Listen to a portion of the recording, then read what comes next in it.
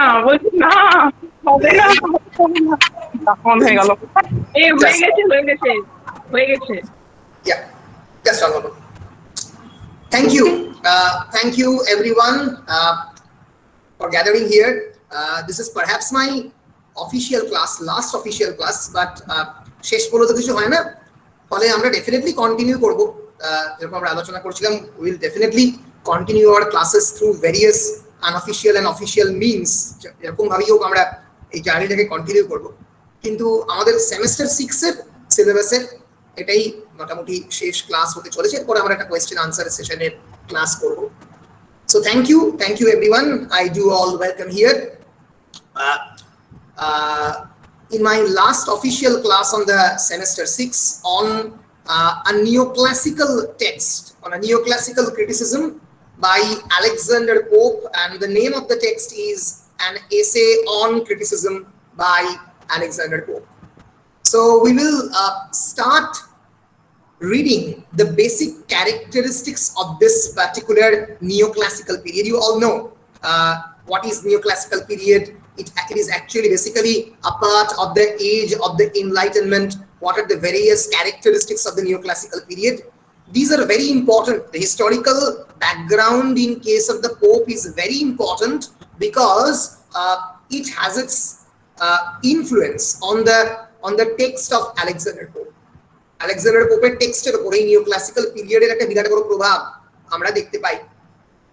So let us begin with the feature of the neoclassical age and particularly neoclassical poetry. So why this age is actually named as neoclassical period? আমরা তার দিকে একটু তাকাবো তার আগে আমরা একবার দেখে নেওয়ার চেষ্টা করি কোন পার্টিকুলার তিনটে পিরিয়ড মিলিয়ে এই neoclassical period কে বলা হয়. Basically the neoclassical period is divided into three parts. Part 1 is restoration period in which there occurs the restoration of the monarchy.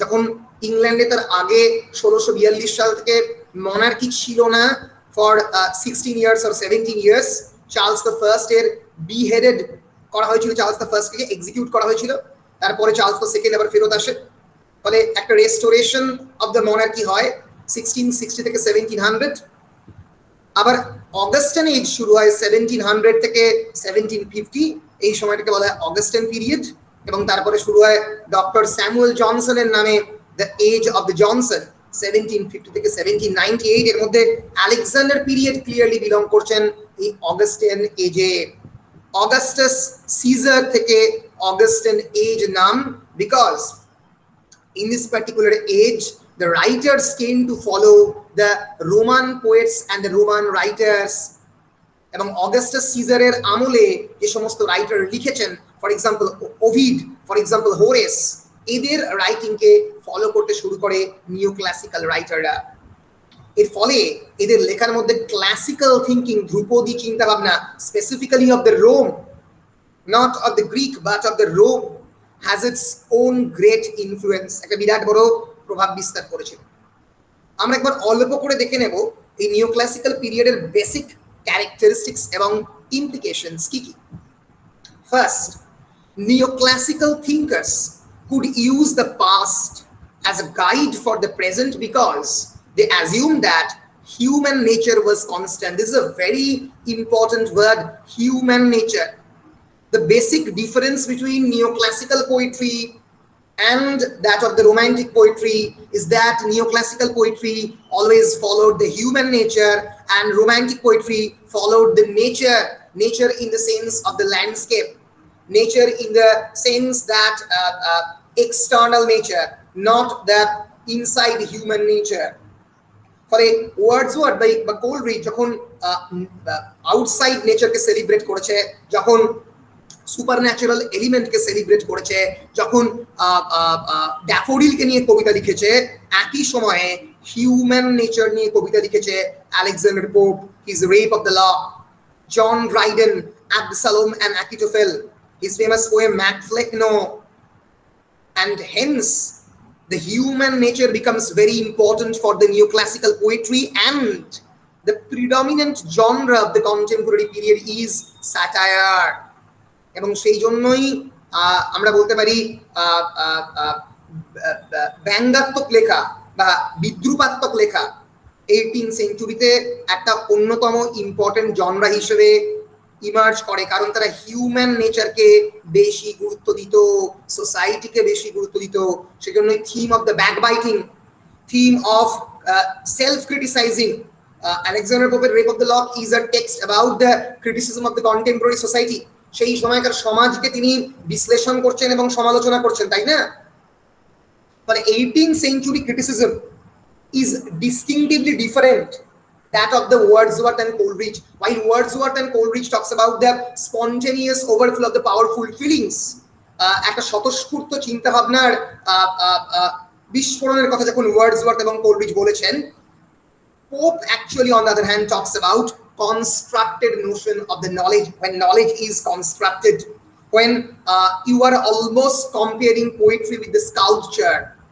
কেটে কেটে কেটে কেটে যেরকম ভাস্কর্যের মতো করে একটা পাথরকে তৈরি করা হয়, সেরকম কবিতাকেও ভাষার চাতুরির মাধ্যমে through the use of the various narrative techniques and the devices তাকে বার করে আনা হচ্ছে। ফলে উই ক্যান সে, ইয়েস শতাব্দী কিছু বলছো? স্যার পোপ মানে পোপ আলেকজান্ডার পোপ মানে ক্লাসিক্যাল তো সেই জন্য মানে ওনার ইয়েটা একটু বেশি করা ছিল, মানে ভারী ভারী ওয়ার্ড ইউজ করা, তারপর ক্লাসিক্যাল মানে স্ট্রাকচারটা কবিতাটা কি মানে নেচারের পোয়েট ছিলেন, মানে এমনি রোমান্টিকের যে পোয়েট ছিলেন কিন্তু ওনার ভাষাগুলো কি সহজ ছিল, অতটা কঠিন। তোমরা অলরেডি তো প্রিফেস টু লিরিক্যাল ব্যালাডস পড়েছো, প্রিফেস টু দ্য লিরিক্যাল ব্যালাডসে ওয়ার্ডসওয়ার্থ বলছে the language should be easy and it should imitate the language of the common man. Imitating common man's language was one of the cornerstones of the Romantic criticism, while following a very rhetorical and ostentatious language was the doctrine of the Alexander Pope. ফলে দুটো philosophy different. একজন মনে করতো সাধারণ মানুষের ভাষা কবিতার মধ্যে রিফ্লেক্ট করবে, আর একজন বিশ্বাস করতো না হোরেস এবং ওভিড এই সমস্ত ক্লাসিক্যাল রাইটারদের লেখা ফলো করতে হবে। এই জন্যই নাম হচ্ছে নিও ক্লাসিক্যাল, নব্য ক্লাসিক্যাল, বুঝতে পারছো? ফলে ফিলোসফিটাই ডিফারেন্ট। হ্যাঁ শতাব্দী কিছু বলছো?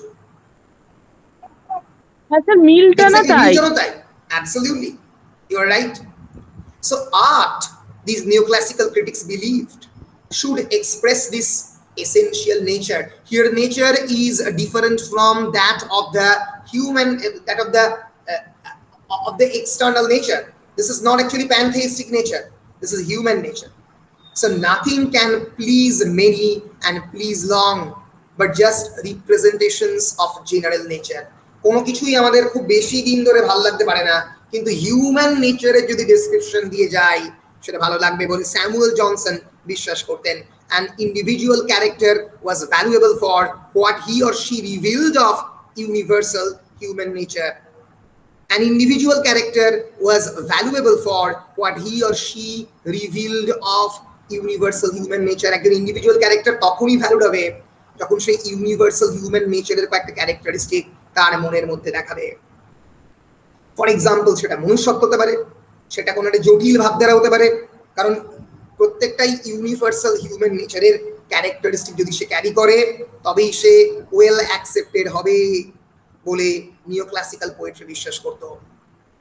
এবং the origin of the neoclassical were much earlier, যদিও শুরু হয়েছে অনেকটা বেন জনসনের হাত ধরে এলিজাবেথান পিরিয়ডে, who was very much indebted to the Roman poet Horace, as Alexander Pope would later be, সেও হোরেসকে ফলো করতো। And neoclassicism dominated the English literature from the Restoration in 1660 until the end of the 18th century, when the publication of the lyrical ballads by Wordsworth and Coleridge marked the full emergence of the Romanticism. যখন lyrical ব্যালাডস এর publication Wordsworth এবং কোলরিজের romanticism আনলো 1798, তার আগে পর্যন্ত 1660 থেকে 1797 অবধি একটা বড় সময় জুড়ে এই নিউ ক্লাসিক্যাল পোয়েট্রি ডমিনেট করেছিল আমরা বলতে পারি। ফলে আমরা এই নিও ক্লাসিক্যাল পোয়েট্রির ক্যারেক্টারিস্টিক্স দেখলাম এবং দেখে বুঝতে পারলাম আলেকজান্ডার পোপ কি ধরনের লেখা লিখতে পছন্দ করতেন। ফলে neoclassicists held that all forms of literature were to be modeled after the classical works of the ancient Greek and Roman writers. Works should be modeled on classical works of the ancient Greek and Roman writers. Greek and Roman writers, Aeschylus, Sophocles, Euripides, and Horace and Ovid, তাদেরকে follow করে, এবং contemporary French once, রানশিয়ার and মলিয়ে, যারা অনেকটা classical writing কে follow করতো, তাদেরকে follow করতে হবে, এবং তারা বিশ্বাস করতো that literature has certain fixed rules, laws and regulations, তার বাইরে লেখা যাবে না। কিন্তু তারা জানতো না যে তাদের 100 বছর বাদে ওয়ার্ডস এবং কোলরিজ তাদের পোয়েট্রিকে সম্পূর্ণরূপে ভেঙে চুড়ে মুচড়ে দুমড়ে দেবে। আর্ট ফর্মের নেচারই হচ্ছে ফ্র্যাগমেন্টেশন। একটা আর্ট ফর্ম যায় আর একটা আর্ট ফর্ম আসে। আর্ট ফর্ম কনস্ট্যান্টলি বদলায়। যখন যে কোনো art form, be it painting, be it literature, আমি তোমাদের পেইন্টিং দেখিয়েছি, যখন ইমপ্রেশনিজম আঁকছে তো ভাবেনি কোনোদিন যে ভ্যান গগ কোনোদিন আকাশের তারাকে ওইভাবে দেখাবে। আর ভ্যান গগ যখন আঁকছে, he never believed that Picasso will portray the human nature in that way. একই রকম ভাবে যখন শেক্সপিয়ার লিখছেন, শেক্সপিয়ার কোনোদিন ভাবেননি তার লেখা সম্পূর্ণ গিয়ে বদলে যাবে এই ড্রাইডেন এবং আলেকজান্ডার পোপের হাত ধরে। ড্রাইডেন এবং আলেকজান্ডার পোপ ভাবেননি যে রোমান্টিক পোয়েট্রি কোনোদিন কোলরিজ বা ওয়ার্ডসওয়ার্থ লিখবেন। আবার কোলরিজ বা ওয়ার্ডসওয়ার্থ কোনোদিন ভাবেননি যে টি.এস. এলিয়ট বা ডাব্লিউ.বি.ইয়েটস বলে বেশ কয়েকজন মডার্ন পোয়েট এসে এবং অনেকগুলো মডার্ন মুভমেন্ট এসে, কিউবিজম, ভটিসিজম, ফিউচারিজম এসে তাদের লেখার ধরনকে বদলে দেবে। মানে literature is not all about universal laws, regulations and rules. There is no rule in literature. লিটারেচারে আইন বলে কিছু হয় না। সাহিত্য যে কোনো আর্ট ফর্মে কোনো ডেফিনেটিভ রুল বা রেগুলেশন হয় না, হতে পারে না। ওকে, কিন্তু 18th সেঞ্চুরিতে বিশ্বাস করতো যে রেগুলেশন বা রুল ক্রিয়েট করতে হবে। And some of the greatest representatives of this neoclassical poetics, okay, poetics মানে হচ্ছে the rules of the poetry, and these representatives of them are John Dryden, Alexander Pope, Joseph Addison, Richard Steele, এদের লেখা তোমরা পরবর্তীকালে পড়বে তো মাস্টার্সে গিয়ে, and অবশ্যই doctor Samuel Johnson. Dryden, Pope, Joseph Addison, Richard Steele, Dr. Samuel Johnson, they are the major representatives of this neoclassical period, and they strongly believe that literature is surely a product of its time. Literature is merely a product. Literature ke product er sange tulona korte of its time, সেই সময়ের product। এটাতে বিশ্বাস করতেন 18th century writer। আমি আগেই বলেছি 18th century historically can be divided into 3 periods: Restoration period 1660 to 1700, the Augustan period 1700 to 1750, the age of Dr. Samuel Johnson 1750 to 1798. This is Alexander Pope. This is actually a comic mimicry of Alexander Pope. পোপের জন্ম 1688, মৃত্যু 1744, 1744। Born in London, is generally regarded as the greatest of the English poet of the early 18th century. He wrote some of his greatest poetry on the time. He was taught to read by his aunt and then sent to the 2 Catholic schools. His favorite author was, of course, Homer, and he dipped into a great number of English, French, Latin, Italian and Greek poets. তখনকার দিনের একটা রেগুলেশনই ছিল যে বিভিন্ন ল্যাঙ্গুয়েজের পোয়েটদেরকে পড়া। এদের মধ্যে Alexander পোপের যে টেক্সটটা আমাদের রেকমেন্ডেড, দিস ইজ এসে অন ক্রিটিসিজম, published in 1711. এছাড়া আলেকজান্ডার পোপের বিখ্যাত বিখ্যাত কাজ রয়েছে রেপ অফ দ্য লক 1712, তোমরা পড়েছো। তার আগে লেখা এসে অফ ক্রিটিসিজম, মাথায় রেখো এসে অফ ক্রিটিসিজম একমাত্র piece of Literary criticism in your syllabus which has been written in poetic form। টেক্সটটা দেখতে পাচ্ছ আশা করছি। এটা একেবারে কবিতার ঢঙে এই আর্ট অফ ক্রিটিসিজমটা লেখা হয়েছে কবিতার মতো করে। এর আগে তোমরা একই সময় জন ড্রাইডেন্স এসে অফ ড্রামাটিক পোয়েজে পড়েছো, তার আগে সিডনির লেখা পড়েছো, প্রত্যেকটাই প্রোজ ফর্মে লেখা। Alexander Pope was so much comfortable with that of the verse that he wrote the entire criticism in the poetic form। Poetic ফর্মে গোটা পোয়েমটা তিনি লেখার চেষ্টা করেছেন, মানে পোয়েটিক ফর্মেই এন্টায়ার ক্রিটিসিজমটা লিখেছেন বেসিক্যালি। তিনটে পার্টে বিভক্ত, part 1, part 2 and part 3. So 1711 published essay on criticism, Rape of the Lock 1712, at a pastoral writing which is about the shepherds and the Arcadia and other things, that is published in 1713, Windsor Forest. He translated Homer's Iliad in 1715, Homer's Odyssey in 1726, another epic, a poem on the satire, the Danciad, in 1728, an epistle to Dr. Arbuthnot, famous poem, 1735. চিঠির মতো করে poem লেখা, epistle মানে letter, এগুলো প্রত্যেকটাই Alexander পোপের কিছু famous লেখা। আমরা ইন্ট্রোডিউসড হচ্ছি এসে অন ক্রিটিসিজমে। So in one of the first major poems written by the English writer, it is one of the first major poems, but it is of course about how a criticism is being written. It is written in a type of rhyming verse called heroic.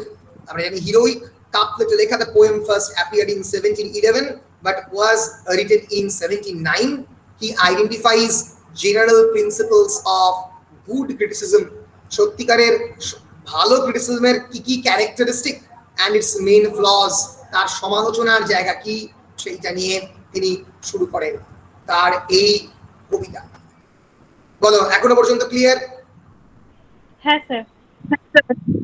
বেশ, এই কবিতায় আমরা বলতে পারি এই piece of ক্রিটিসিজমে এমন কিছু famous passage রয়েছে যে প্যাসেজগুলো বিভিন্ন সময় মানুষজন বিভিন্ন জায়গাতে কোট করে। It is the source of the famous quotations like to err is human, to forgive is divine. To err মানে to commit error, ভুল করা মানুষের কাজ, ক্ষমা করে দেওয়া ঐশ্বরিক। মানুষ ক্ষমা করতে পারে না। To err is human, to forgive is divine. Hamlet তার কাকাকে ক্ষমা করতে পারেনি, সে কিন্তু হিউম্যান। ডানকানের ছেলে ম্যালকম বা ম্যাকডাফ ক্ষমা করতে পারেনি ম্যাকবেথ, ক্ষমা করা সম্ভব নয়, ক্ষমা করলে লিটারেচার লেখা হতো না। ফলে আলেকজান্ডার পোপ লিখছে টু এর is human, two forgive is divine. A little learning is a dangerous thing, এগুলো বিভিন্ন জায়গাতে ফ্রিকোয়েন্টলি মিসকোটেড হয়। A little knowledge is a dangerous thing বলে, কিন্তু উনি বলেছেন a little learning is a dangerous thing.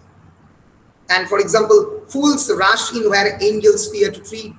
যেখানে এঞ্জেলরা যেতে ভয় পায় সেখানে ফুলস, যারা বোকা, তারা সেখানে হাঁটতে চায়, মানে যাওয়ার চেষ্টা করে। Little learning is a dangerous thing, অল্প বিদ্যা ভয়ঙ্কর, যেটাকে আমরা বাংলায় বলি। এগুলো প্রত্যেকটাই আলেকজান্ডার পোপের অ্যান্ড এসে অফ ক্রিটিসিজম থেকে নেওয়া, খুবই ওয়েল কোটেড একটা রাইটিং আমরা বলতে পারি। 1711 পাবলিশড। দেয়ার আর various quotations, আমরা কয়েকটা কোটেশন অবশ্যই করব এটা করতে গিয়ে।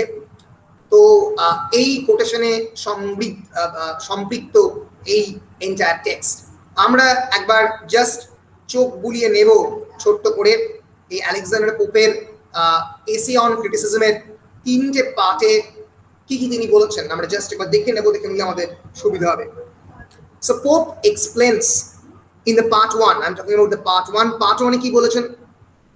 In the part 1, Pope explains that both critics and the writers should understand the rules for poetry set forth by the ancient Greece and Rome.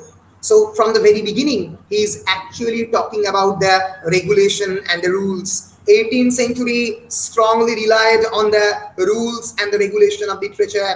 They believed strongly that literature has certain regulation. Portray করতে গেলে সোসাইটির criticism হতে হবে, সমাজকে নিয়ে লিখতে হবে। Court, COURT, সেই সময়কার রাজারা দরবারে কি হচ্ছে সেটা নিয়ে লিখতে হবে। ব্যাকবাইটিং নিয়ে লিখতে হবে, মানুষের একে অপরের যে হেট্রেড তাই নিয়ে লিখতে হবে। স্ক্যান্ডাল নিয়ে লিখতে হবে, যেটা rape of the lock, it is about a social scandal. So these rules were based on the laws of the nature such as balance, symmetry and beauty without ornamentation. I strongly believe balance, the poetry মধ্যে balance থাকবে, symmetry নিয়ে আমি অনেক কথা বলেছি। এক ধরনের well balance writing এর মধ্যে যে আমরা বলতে পারি সিমেট্রির এক্সাক্ট বাংলা কি হবে? এনিওয়ান? স্যার একবার বলুন। Symmetry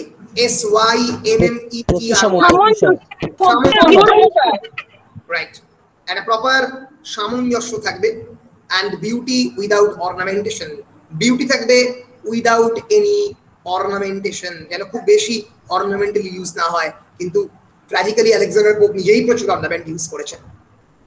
So he propounded the rule to truly first follow nature, প্রথমে প্রকৃতিকে ফলো করো। So writers and their critics must have good judgment and wit, writer এবং critic দুজনেরই একটা ওয়েল জাজমেন্ট থাকবে, সঠিকভাবে কথা বলার ক্ষমতা, and wit, জ্ঞান। While it is important for writers to stick to the rules, critics should also understand that sometimes new approaches are needed for the newly developing truths. তিনি বললেন যে criticism should be dynamic, রাইটাররা rule follow করলেও ক্রিটিক্সদেরও বুঝতে হবে যে অনেক সময় নতুন নতুন অ্যাপ্রোচ বেরোতে পারে, তাহলে সব সময় যে রুলের বেসিসে হবে তার কোনো মানে নেই। এতটুকু অন্তত আলেকজান্ডার পোপ বলেছেন, exceptions to the rules are only made for particularly intelligent, witty and accomplished authors। বলছে exception to the rule, rule ভাঙার ক্ষমতা রয়েছে কেবলমাত্র সেই সমস্ত অথারদেরই যারা খুবই accomplished, intelligent and witty, যারা already established writer like Alexander Pope, like for example John Dryden, like for example Shakespeare, তারাই একমাত্র রুল ভাঙতে পারে, অন্য কেউ রুলস বা রেগুলেশন ভাঙবে না। Alexander Pope এটা উক্তি in the section 1 or the part 1 of the essay on criticism। অনেকেই ভুল লেখো, essay in লিখবে, essay in নয়, essay on criticism। essay in criticism Matthew আর্নল্ডের লেখা, and essay on criticism Alexander পোপের লেখা। মাথায় রেখো essay and essay on criticism, okay? Section 2 or the part 2 focuses on the critics and lists the many ways that their criticism is ineffective and inappropriate। তাহলে part 2 টা ক্রিটিক্সদের নিয়ে, এবং সেখানে তিনি বলেন যে কোন কোন ভাবে ক্রিটিসিজম ইনএফেক্টিভ এবং ইনঅ্যাপ্রোপ্রিয়েট হয় আমরা দেখব।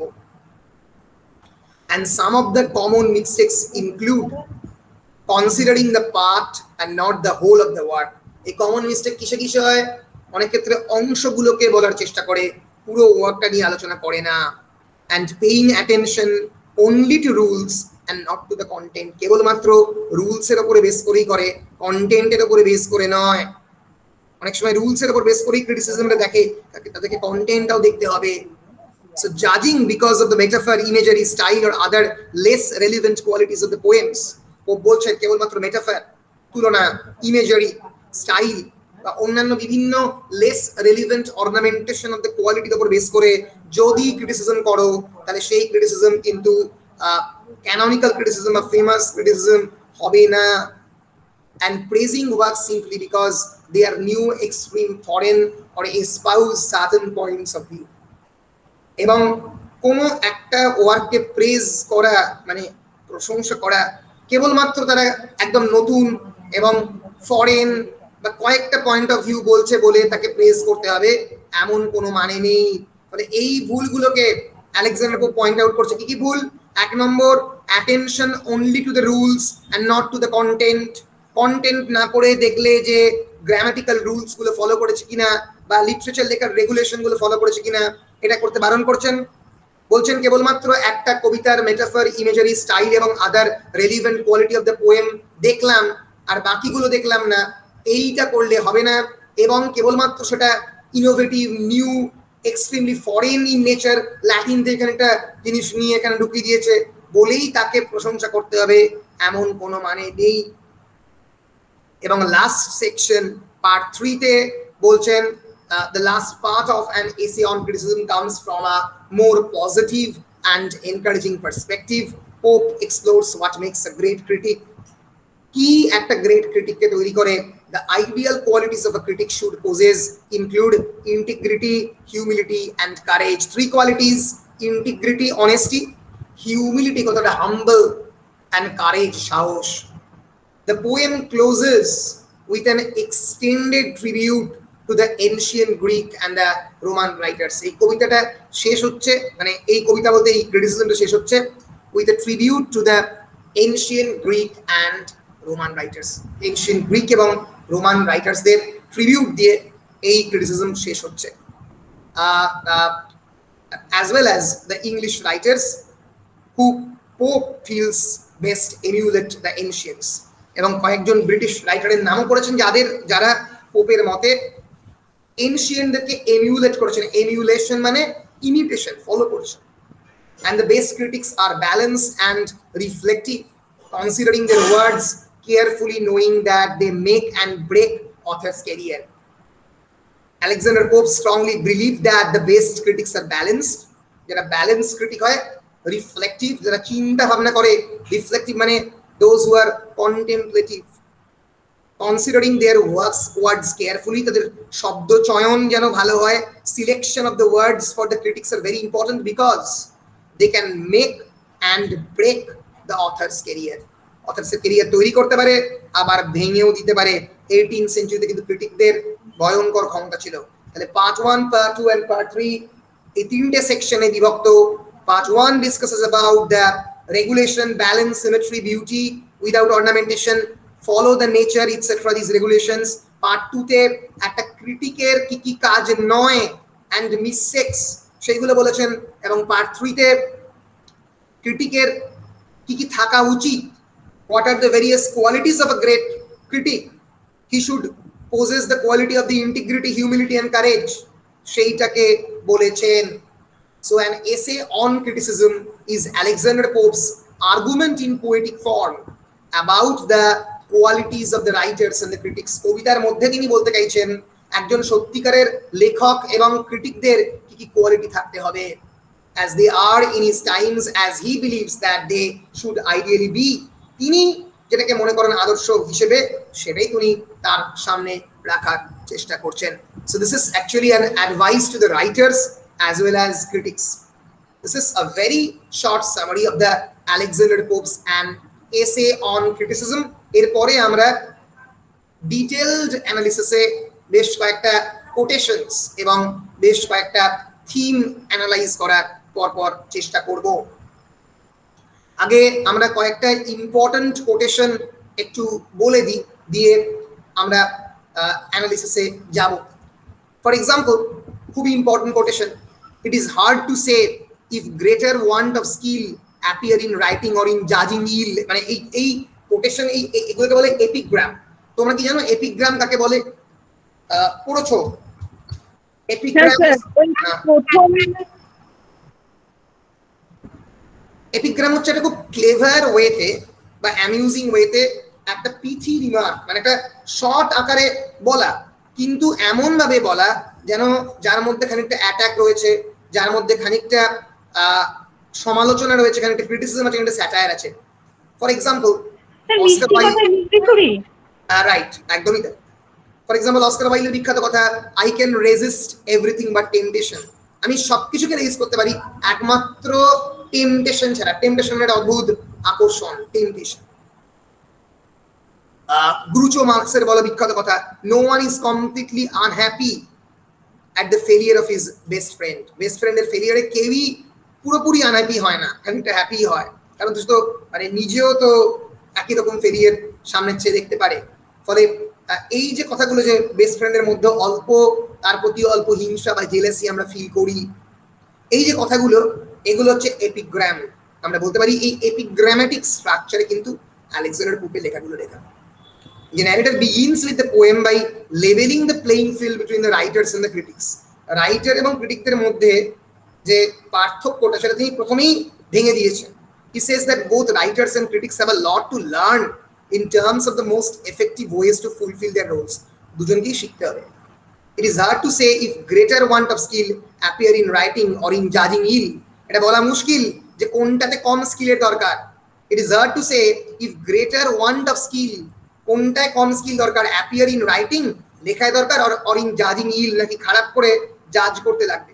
মানে যারা ক্রিটিক তারা তো একটু জাজমেন্টাল হয়, সেইটা করতে কম স্কিল লাগবে নাকি লেখাতে কম স্কিল লাগবে, কোনটা? First, follow nature. Nature is an example of Pope's use of the capital letters to show that a concept is important. Here, nature is actually human nature. Concept, it is not external nature. Pope develops a notion of poetry that is based on the laws of the nature by way of the nature-inspired rules established in the ancient Greek and the Roman works. Nature here describing human nature, the principle of writing. প্রকৃতিকে follow করে writing, এটা কিন্তু মানে আকাশ বাতাস নদ নদীর প্রকৃতি নয়, এটা হচ্ছে মানে একটা রাইটিং লিখতে গেলে কি কি রুলস এবং রেগুলেশন লাগবে বলছেন, those rules of the old discovered not devised are nature still but nature methodized. এই যে রুলগুলো যেগুলো যারা এনশিয়েন্টরা ডিসকভার করেছে, এটা কিন্তু মানে এটা কিন্তু তৈরি করে না, ডিসকভার করেছে, অ্যান্ড এটা প্রকৃতির মধ্যেই রয়েছে, মানে এটা খুবই natural and not nature skill but nature methodized, methodically ওয়েতে নেচারকে রিপ্রেজেন্ট করেছে। ফলে কোটেশন গুলো দেখলেই বুঝতে পারবে the generous critic fan the poets fire. যে জেনারাস ক্রিটিক সে পোয়েটের যে আগুনটাকে ফায়ারটাকে ফ্যান করে, ফ্যান দিয়ে আগুন বাড়ায়, and taught the world with reason to admire, এবং গোটা পৃথিবীকে শেখায় যে অ্যাডমায়ার করার রিজনটা কি, কেন এই লেখাকে তুমি অ্যাডমায়ার করবে। সো এইভাবে পোয়েটিক ফর্মে আমরা দেখতে পাচ্ছি আলেকজান্ডার পোপ তার লিটারারি ক্রিটিসিজমকে কনস্ট্রাক্ট করার চেষ্টা করেছেন। এই যে শুরুই হচ্ছে এই কথাটা দিয়ে, it is hard to say if greater want of skill appear in writing or in judging ill, যেটা বললাম যে কোনটাতে কম স্কিল লাগবে বলা মুশকিল, but of the two less dangerous is the offense to tire our patience than mislead our sense। এই দুটোর মধ্যে but of the two less dangerous is the offense, less dangerous কোন অফেন্সটা, to tire our patience, আমাদের ধৈর্যটাকে tyre করে দেওয়া, than mislead our sense। ফলে ক্রিটিকদের ক্ষেত্রে এটা ডেঞ্জারাস হতে পারে, কারণ যদি খুবই বোরিং লেখা লেখে তাহলে আমাদের পেশেন্সটাকে, আমাদের ধৈর্যকে তারা আর কি আমাদের ধৈর্যটাকে অধৈর্য করে, মানে আমাদের ধৈর্যটাকে যদি টায়ার করে দেয়, তাহলে আমরা যদি অধৈর্য হয়ে পড়ি, then mislead our sense। Some few in that, but numbers err in this tension, sure wrong for one who writes amiss। A fool might once himself alone expose, now one in verse makes many more in prose। বলছে a fool might once himself alone expose, একটা ফুল কেবলমাত্র নিজেকে expose করতে পারে, now one in verse makes many more in prose, মানে কবিতা লিখতে গিয়ে যদি তুমি গদ্য লিখে ফেলো তাহলে তুমি নিজেকে একটা ফুল বলে প্রমাণ করবে, একটা সত্যিকারের বোকা, তাহলে সেটা তুমি করো না, সাহিত্যের ক্ষেত্রে এই ভুলটা করো না। ফলে এইভাবে এই style of writing A Alexander pope আমাদেরকে ইন্ট্রোডিউস করছে, মানে এক ধরনের লেখার সঙ্গে। ফলে আমরা বুঝতেই পারছি আলেকজান্ডার পোপ কি ধরনের লেখা লিখতে চেয়েছেন।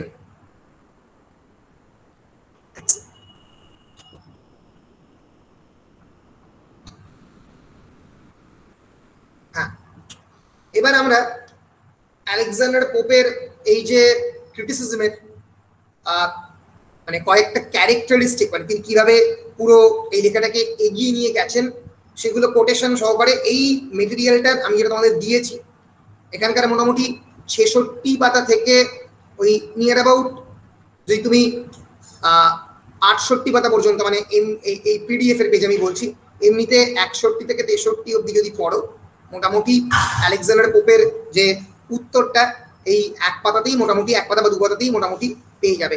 এখানে তো এই যে লজ আউটলাইন এইগুলো বলেছেন, আর তারপর থেকে এই লেখাগুলোর মানে মানে কি কি এতে বলেছে সেই জিনিসটা পাবে আর কি। তো আমি একবার মানে আমরা এই আউটলাইনে আলেকজান্ডার পোপের যে ক্রিটিসিজমটাতে তিনি কি কি বলেছেন সেটা আমরা একবার দেখি। পার্ট 1 এ আমি আগেই বলেছি, পার্ট 1 এই talked about the general qualities needed by the critic. হ্যাঁ, কিছু বলছো বলো। দিশাদি বারবার লেফট হয়ে যাচ্ছে, দিশা বারবার লেফট হয়ে যাচ্ছে, এটা তো আমার তো কিছু করার নেই। হ্যাঁ, দিশাকে একটা কাজ করতে বলো, মানে আনইনস্টল করে বলে ইনস্টল করতে বলো যদিও না করে থাকে। হ্যাঁ, এখানে তো আমি কিছু করিনি, বুঝতে পেরেছো, মানে আমি এখানে আমার রেকর্ডিং শুরু হয়ে গেলে আর আমার কিছু করার নেই, ঠিক আছে। রেকর্ডিং শুরু হওয়ার আগে অনেক সময় করে। একবার বলো দিশাকে। গুগল মিট একটু প্রবলেম করছে কিছুদিন ধরে। কেন করছে বুঝতে পারছি না, সত্যি তাই। অ্যাকচুয়ালি গুগল মিটেরও আমরা খুব ফেভারিট স্টুডেন্ট ছিলাম। কি বলছো কি বলছো? গুগল মিটেরও আমরা খুব ফেভারিট স্টুডেন্ট ছিলাম। গুগল মিট সত্যি আমাদেরকে মানে অনেকটা সাহায্য করেছে এই পুরোটাকে ক্যারি করতে। তো একবার দিশাকে বলো, একজন সৌম্যকে আমি অ্যাডমিট করলাম, কিন্তু দিশা তো অলরেডি অ্যাডমিটেড রয়েছে। মানে দিশা অ্যাডমিটেড রয়েছে মানে দিশাকে আর আমার পারমিশনের দরকার হবে না। একবার দিশাকে আনইনস্টল করে ইনস্টল করতে বলো। স্যার বলে দিয়েছি। বেশ, আমরা এগিয়ে চলেছি। সো 1 থেকে 200 নম্বর লাইনে Alexander Pope talked about the general qualities needed by the critic. কি কোয়ালিটি, এগুলো একটু ভালো করে দেখে নিলেই পুরো এসেটা কিন্তু মাথার মধ্যে চলে আসবে। Awareness of his own limitation, একজন ক্রিটিক নিজের ব্যাপারে, নিজের সীমাবদ্ধতার ব্যাপারে অ্যাওয়্যার থাকে। B, knowledge of the nature in its general forms, line number 68 থেকে 87, knowledge of nature in its general forms, প্রকৃতির সম্পর্কে জ্ঞান তার জেনারেল ফর্মের ব্যাপারে। ভেরি ইম্পর্টেন্ট, প্রকৃতি বলতে এক্সটার্নাল নেচার নয়, inside nature, principal. And then from line 70 to 79, Alexander Pope defined what is nature, and from line 80 to 87 he defined need of both wit and judgment to conceive the nature. How wit and judgment both the requires in order to conceive the nature. And then in the section 1 itself, we can clearly hear Alexander Pope saying imitation of the ancients and of this general rules. Very important, line number 88 to 200, 200 number line পর্যন্ত imitation of the ancient and use of the rules নিয়ে বলেছেন। এর অনেকগুলো subsection রয়েছে। কি কি? একটাতে বলেছেন value of the ancient poetry and criticism as a model. So Alexander Pope is very much valorizing the ancient poetry, following the ancient poetry. It is almost like Matthew Arnold's touchstone method. What is a touchstone method? আমি দেখেছিলাম ওদের পরশ পাথরের মতো ছুঁয়ে দিলেই শোনা হয়ে যাবে। Alexander Pope, like Matthew Arnold তারপরে Alexander Pope কে একটা ফলো করেছিলেন, believe that if you read great literature, great poetry like Homer, like Horace, like Ovid, you can write great poetry. And then censure of the slavish imitation and codified rules. T.S. Eliot বলেছিলেন, অন্যভাবে বলেছিলেন যে ট্র্যাডিশনকে জানতে হবে। Absolutely, তুমি right. Censure of the slavish imitation codified rule, censure মানে অনেক সময় একেবারে কোডিফাইড রুলকে বাদ দিতেও পারে, সেন্সর করতে পারে, দরকার নেই। Need to study the general aims and qualities of the ancients, এই ধরনের পোয়েটরা বারবার বলেন পড়াশোনা করতে। Need to study the general aims and qualities of the ancients, এনশিয়েন্টদের যে লেখার যে কোয়ালিটি ভালো করে স্টাডি করো। And definitely study the exceptions to the rule, line number 141 to 168, কি কি এক্সেপশন, রুলের কি কি এক্সেপশন সেগুলো ভালো করে বলেছেন। তাহলে রুলস এর উপরে এবং নেচারের উপরে কি ভয়ঙ্কর জোর দিয়েছেন সেকশন 1 এ। উনি বলছেন এই দুটো জানতে হবে in order to be a good critic। এর পরের সেকশন 2 তে বলেছেন particular laws for the critic. Section 2 is from line number 201 up to 559. Here he talked about digression on the need for humility. নিজের হিউমিলিটি দেখাবার জন্য, humility মানে হচ্ছে humbleness, আমি কতটা অ্যারোগ্যান্ট নয় দেখানোর জন্য ডাইগ্রেশন করতে, মাঝে মাঝে সাবজেক্ট থেকে দূরে চলে যেতে। Consider the work as a total unit, কিন্তু গোটা ওয়ার্কটা যেন টোটাল ইউনিট, একটা সম্পূর্ণ ইউনিট বলে ধরি। And seek the authors aim, এবং অথারের যে মূল লক্ষ্য তার কথা যেন আমি ভাবি। And he give actually examples of the false critics who mistake the part for the whole, যারা সম্পূর্ণকে একটা পার্ট বলে ধরে নেয়।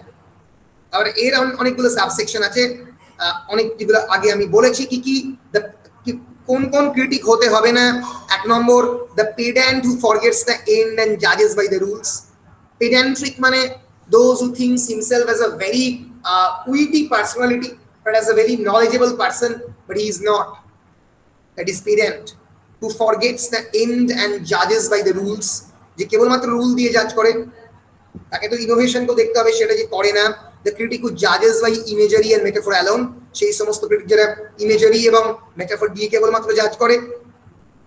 And C, the rhetorician who judges by the pomp and the color of the diction, সেই rhetorician যে কেবলমাত্র pomp এবং color of the diction follow করে, কেবলমাত্র ওই rhetoric, prosody, diction কেমন, কতটা pomp এবং glory রয়েছে, মানে outward appearance of the poetry দিয়ে জাজ করে। আরেক ধরনের ক্রিটিক রয়েছে who judge by the versification only, এটাও বলছেন উচিত নয়।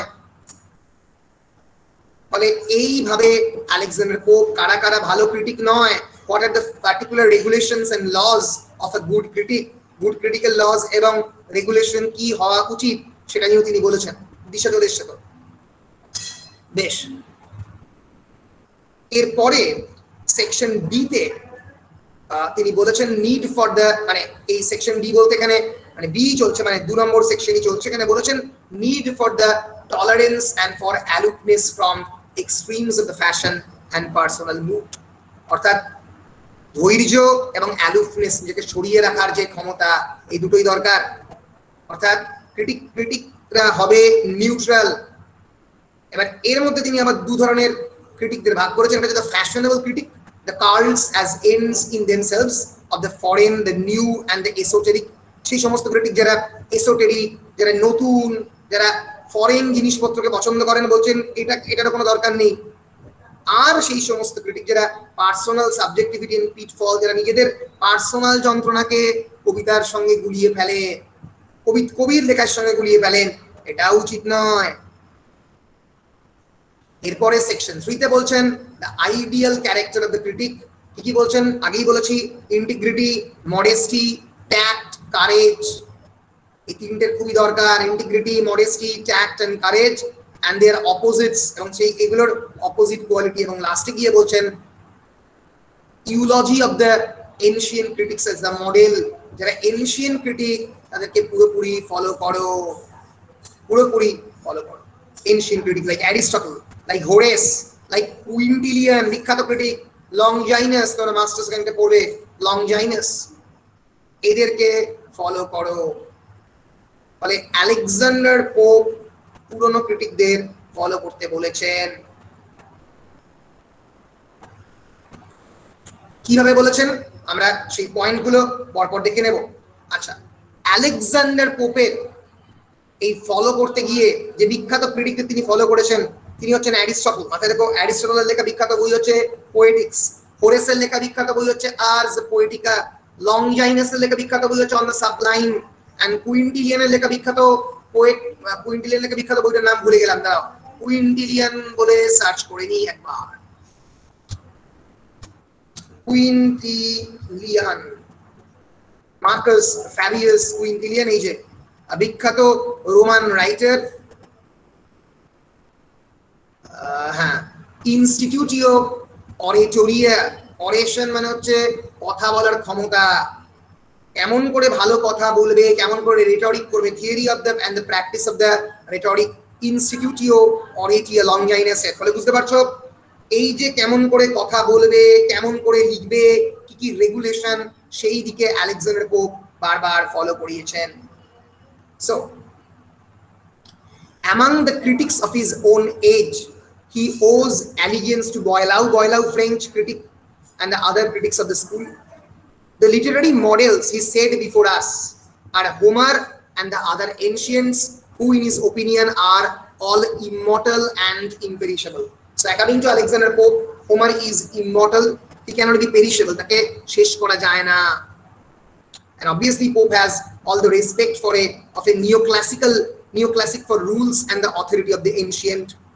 এবং সেই জন্যই following the great line of the tradition, Pope was concerned much with the nature as much debated term wheat. The word wheat is used for 46 times throughout the entire poem, এবং wheat কে বারবার define করার চেষ্টা করেছেন 46 বার wheat শব্দটা গোটা কবিতা জুড়ে।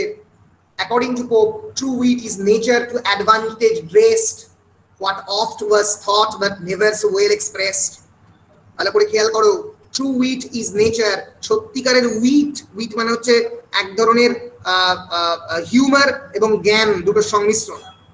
True wheat is nature, সেটাই প্রকৃতি। টু অ্যাডভান্টেজ ড্রেস, প্রকৃতিকে যতটা অ্যাডভান্টেজিয়াস ওয়েতে ব্যবহার করা যায়, প্রপার ড্রেসিং করে সেইভাবে ব্যবহার করা হচ্ছে true wit. What oft was thought, যেটাকে অফেন ভাবা হতো, যেটাকে প্রায়ই ভাবা হতো, but never so well express, যেটাকে ভাবা হতো কিন্তু সঠিকভাবে এক্সপ্রেস করা যেত না। একটা প্রপার পোয়েট উইটকে অনেক সময় এক্সপ্রেস করতে পারে না। স্যার এই উইথ মানে ওই স্কলার হয় না, কারণ অক্সফোর্ড উইথ বলা হতো। হ্যাঁ হ্যাঁ হ্যাঁ বলতেই পারো, তুমি বলতে পারো এই ইউনিভার্সিটি উইথস বা অক্সফোর্ড উইথস বলতে স্কলার বলা হতো। আলেকজান্ডার পোপ স্কলার কি বলছে, কিন্তু টু সাম এক্সটেন্ট তার সঙ্গে সঙ্গে একটা হিউমার রয়েছে, কারণ আমরা দেখেছি Alexander pope is a humorous poet. Say humorous জিনিসপত্র নিয়ে লিখতে ভালোবাসেন। ফর এক্সাম্পল বেলিন্ডাকে যখন তিনি কম্পেয়ার করছেন, তার পেটিকোটকে কম্পেয়ার করছেন, তার যে ড্রেসিং তাকে কম্পেয়ার করছেন উইথ এপিক হিরোজ, ফলে তার মধ্যে খানিকটা হাস্যরসও থাকবে, আবার স্কলারলি হবে। বুঝতে পেরেছো? In Alexander Pope's view, the pleasure of the poetry largely depend on the polish, wit, grace and loveliness. ফলে ধরতে পারছো ধরনটা একটু পলিশ থাকবে, উইট থাকবে, গ্রেস থাকবে লেখার মধ্যে, এবং লাইভলিনেস, যেন মনে হবে যেন লেখাটা জীবন্ত। which clothed the commonplace truths in an artistic framework, যেটা সাধারণ সত্যকে অন্যভাবে এই আর্টিস্টিক ফ্রেমওয়ার্কে জামা কাপড় পরিয়ে তাকে রিপ্রেজেন্ট করবে। and Pope maintains that there are two kinds of wheat, দু ধরনের wheat রয়েছে, একটা হচ্ছে false wheat, একটা হচ্ছে true wheat. He advises his readers regard them if wheat be old or new, but blame the false and the value still the true. মাথায় রেখো, পুরনো বা নতুন দু ধরনের উইটি হতে পারে, সেটাকে সম্মান করো, বাট ব্লেম কিন্তু সম্মান করো না ফলস উইটকে, ট্রু উইটকে সম্মান করো। এবং এই খুবই এই পার্টিকুলার টেক্সটে যেখান থেকে কোয়েশ্চেনও আসে, what is popes view point regarding the nature, follow nature বলতে পোপ কি বোঝাতে চেয়েছেন। The most important critical precept of this entire text is Pope's dictum, follow nature, to follow the classical rules which have been derived from the ancients, to follow nature. For the ancient যেটাকে নিয়েছেন সেটাকে তিনি বলেন follow nature, নেচারকে follow করো। And evidently it is not Wordsworth's concept of nature, এটা কিন্তু Wordsworth's concept of nature নয়। What is Wordsworthian conception of nature?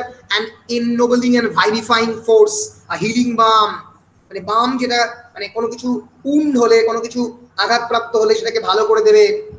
Food for future ইয়ার, ভগবান হিসাবে পুজো মানে দেখতেন।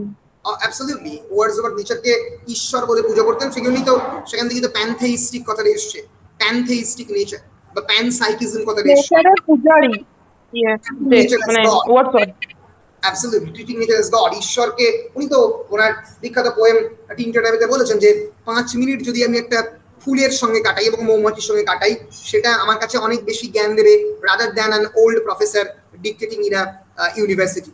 ফলে ওয়ার্ডসওয়ার্থের কাছে nature is the source of the instruction, is the source of the knowledge. But Pope on the other hand first observes that nature to all things fix the limits feet, and wisely carved proud man's pretending wheat. Nature কি করেছে? Nature to all things fix the limits feet. কোনো একটা জিনিস কতটা বড় হবে বা কতটা তার সাইজ হবে, নেচার সেটা ফিক্স করে দিয়েছে। প্রত্যেকটা জিনিসের সীমাবদ্ধতা নেচার ঠিক করে দিয়েছে। মানুষ 20 ফুট বা গাছের মতো হতে পারে না, গাছও ডাইনোসরের মতো হতে পারে না, ডাইনোসরও কসমসের মতো, বিশ্বব্রহ্মাণ্ডের মতো বা গ্যালাক্সির মতো হতে পারে না। এই যে প্রত্যেকটা জিনিসের একটা হারমোনিয়াস পারফেকশন, একটা proper size, and wisely carved proud man's pretending wheat, and wisely carved যে proud man, যে সত্যিকারের একজন অ্যারোগ্যান্ট মানুষ, যে গর্ববোধ করে এরকম মানুষ, তার যে প্রিটেন্ডিং উইড, প্রিটেন্ডিং মানে প্রিটেনশন থেকে এসে লোক দেখানো, সেই উইডটাকে ছেঁটেও দিতে পারে নেচার, যতটা দরকার ততটা। So nature is presented as the storehouse of the life force and the beauty. মানুষের সৌন্দর্যবোধ, নন্দন তত্ত্ব, জীবনের যে ক্ষমতা সক্ষমতা, life force is a very important word যেটা পরবর্তীকালে বার্নার্ড শো ইউজ করবে। Life force is the force through which we live, we actually sustain ourselves. আমি পড়াচ্ছি তোমাদেরকে, this is my life force, তোমরা শুনছো মন দিয়ে, তোমরা জ্ঞান অর্জন করছো, this is your life force. Life force is our sustenance. আমরা যেভাবে জীবনকে এগিয়ে নিয়ে যাই, আমাদের জীবনের যে সক্ষমতা, আমাদের জীবনের যে ফোর্স, সেটাই আমাদের নন্দন দত্ত সৌন্দর্যবোধকে অ্যাপ্রিশিয়েট করতে সাহায্য করে। and nature is the storehouse of both the life force and the beauty, and as the embodiment of just supply and genuine works, যতটা দরকার ততটা genuine works এ just supply এবং ডিমান্ড দিয়ে পৃথিবী চলে। এই যে সাপ্লাই আমাদের যতটা প্রয়োজন ততটা নেচার সাপ্লাই করে। to evolve a fair and universal standard of judgment, Pope advises the critic to go to nature, which is the precepts of the ancient master. নেচারের কাছে যাও, যেটা ancient masterদের তারাও যেত। The word nature is used for 21 times, and Pope, however, admits that literary beauty is possible even without the close following to the precept. A precept follow na korle literature create kora সম্ভব, and in this way he asserts the native independence of the English temperament. English temperament অনেক সময় regulation এবং rules থেকে আলাদা হয়েছে। উনি বলছেন, great wits sometimes may gloriously offend and rise to faults to critics dared not to mend. Great wits sometimes may gloriously offend. সত্যিকারের জ্ঞানী মানুষ, সত্যিকারের হিউমারাস উইট অনেক সময় গ্লোরিয়াসলি অফেন্ড, অনেক সময় অফেন্ড করে কাদেরকে, অনেক সময় অপছন্দ হয় কাদের, and right criticদের, and rise to faults to critics dared not to mend, এবং অনেক ক্ষেত্রে ফল্ট ক্রিয়েট করে যেটা সত্যিকারের ক্রিটিক তাকে পাল্টাবার চিন্তা করে না। মেন্ড মানে কারেকশন, ক্রিটিকদের কাজ সবসময় কারেকশন নয়। বলছেন poet, whoever thinks a fault is peace to see things but what never was nor is never shall be. পৃথিবীতে ফল্টলেস পিস বলে মানে ত্রুটিহীন বা সম্পূর্ণ ভুলহীন কোনো ওয়ার্ড বলে কিছু হয় না। সেকশন 2 তে আলেকজান্ডার পোপ বলছেন, আমরা একবার অল্প করে দেখে নেব যে নেচার বলতে এখানে আলেকজান্ডার পোপ কি বোঝাতে চাইছেন। Nature in 18th century literature, 18th century poetics.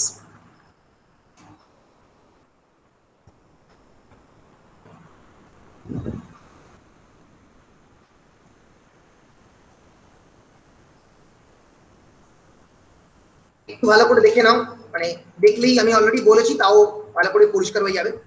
Nature was of little importance for the 18th century poets, but romantic সেটাকে অনেক বেশি পরিমাণে এই এক্সটার্নাল নেচারকে সামনের দিকে এগিয়ে এনেছেন। But they employed the romantic people, they employed natural imageries, described landscape and depicted nature as a guiding force for the humanity. But for the 18th century poets, nature was only a reality that was there and played no role in the life of the humankind. মানে এখানে বারবার poet এখানে Alexander pope যেটা বলছেন সেটা কিন্তু প্রকৃতি নয়, সেটা হচ্ছে এক ধরনের রিয়েলিটি যেটার উপরে আমাদের রুলস এবং রেগুলেশন এর উপরে বেস করা। ফলে এটা এক্সাক্ট ওয়ার্ড বুঝি মিনিং অফ নেচার।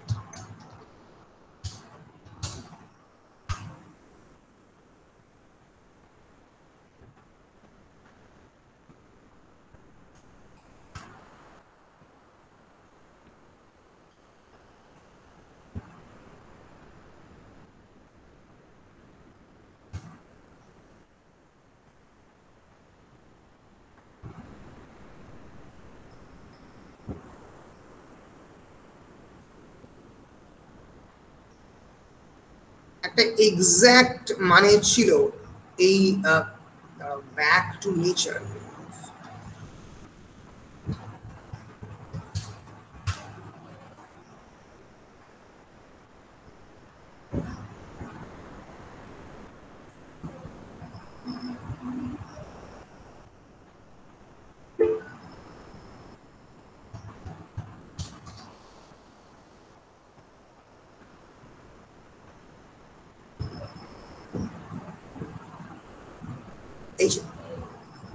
এই যে আলেকজান্ডার পোপ বলছেন, first follow nature and your judgement frame by her base standard which is still the same, এবং তোমার জাজমেন্টটাকে ফলো করো এই নেচারকে ফলো করে, এবং তোমার যে জাজমেন্টটা এই নেচারকে ফলো করলে বেটার হবে।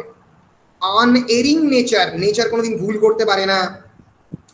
আনএরিং নেচার স্টিল ডিভাইনলি ব্রাইট, এটা ভয়ঙ্কর হবে, ডিভাইনলি ব্রাইট ইন নেচার, প্রায় ঈশ্বরের মতো জ্বলছে। One clear uncharged universal light, একটা পরিষ্কার আনচেঞ্জ, যার কোনো পরিবর্তন হয়নি, এবং ইউনিভার্সাল মানে যা শাশ্বত লাইট, আমাদের আলোক প্রাপ্তির একটা শাশ্বত সোর্স আমরা বলতে পারি। Life force and beauty must to all impart at one source and end test of art. এটাই আর্টের ফাইনাল টেস্ট। এখানে নেচার বলতে কবি কি বোঝাচ্ছেন? Popes nature is certainly not some pantheistic powerful nurturer located outside the social setting. এটা ওয়ার্ডসওয়ার্থের ক্ষেত্রে এখানে পোপের কাছে nature would include all aspects of the created world. এই পৃথিবী যেটা ঈশ্বরের তৈরি একটা পৃথিবী, মানুষের কনস্ট্রাক্টেড একটা পৃথিবী, created world including the non-human physical world, but the advice on the following nature immediately follows the advice to study one's own internal nature. একজনের ভেতরের প্রকৃতিকে স্টাডি করতে, মানুষের ভিতরের প্রকৃতি অর্থাৎ মানুষের যে ভিতরের নেচার তাকে বলছেন, and does mean something like an instinctively recognized principle of ordering, একটা প্রপার অর্ডার্ড ইউনিভার্সের কথা বলছেন যেখানে সবকিছু একদম প্রপারলি সাজানো রয়েছে, derived from the original timeless cosmic ordering of the God. The language of the lines implicitly aligns nature with God, those that follow explicitly align with that of the soul. এখানেও প্রকৃতিকে ঈশ্বরের সঙ্গে তুলনা করছে, কিন্তু এটা ক্রিয়েটেড ওয়ার্ল্ড, এটা মানুষের ভিতরের প্রকৃতিকে বলছে, internal world, not that of the outside world. এর একটা বিরাট বড় difference between Alexander Pope and of course Wordsworth. আশা করছি বুঝতে পেরেছো। তাহলে আমরা লাস্ট সেকশন নিয়ে চলে এসেছি। Pope proceeds by giving certain rules about ease in writing and corrections of composition. কয়েকটা রুলস এবং রেগুলেশন দিয়ে বলছেন যে এটাকে সবসময় ফলো করতে হবে তার কোনো মানে নেই। করে বলছেন true is in writing comes from art not chance as those move your এসে।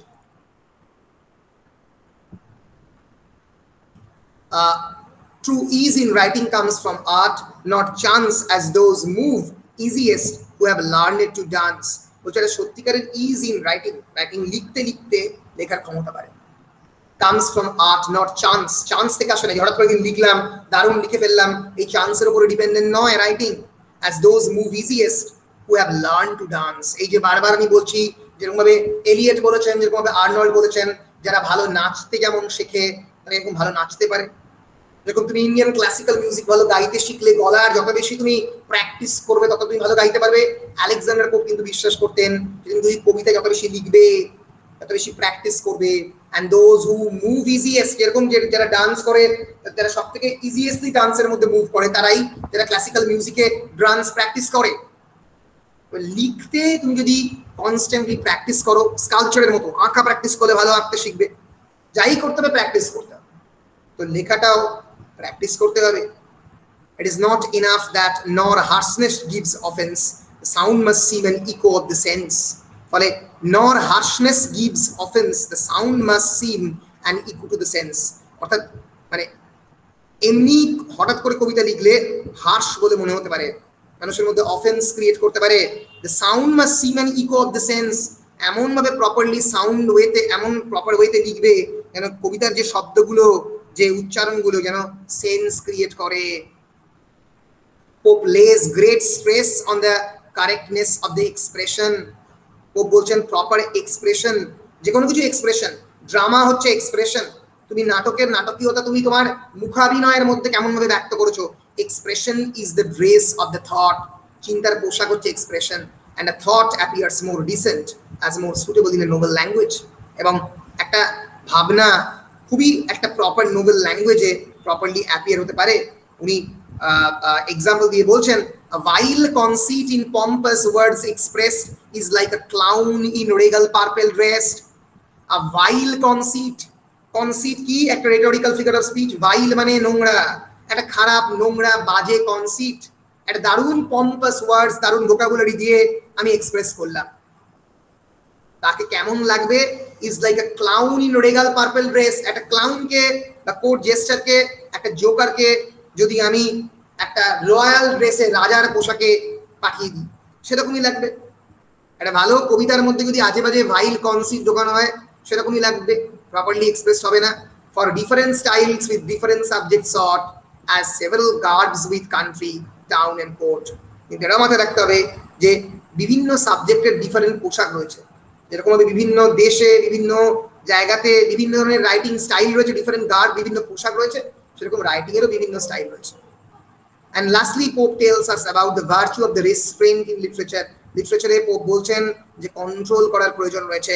The winged courser, like a generous horse, shows most true mettle when you check in course.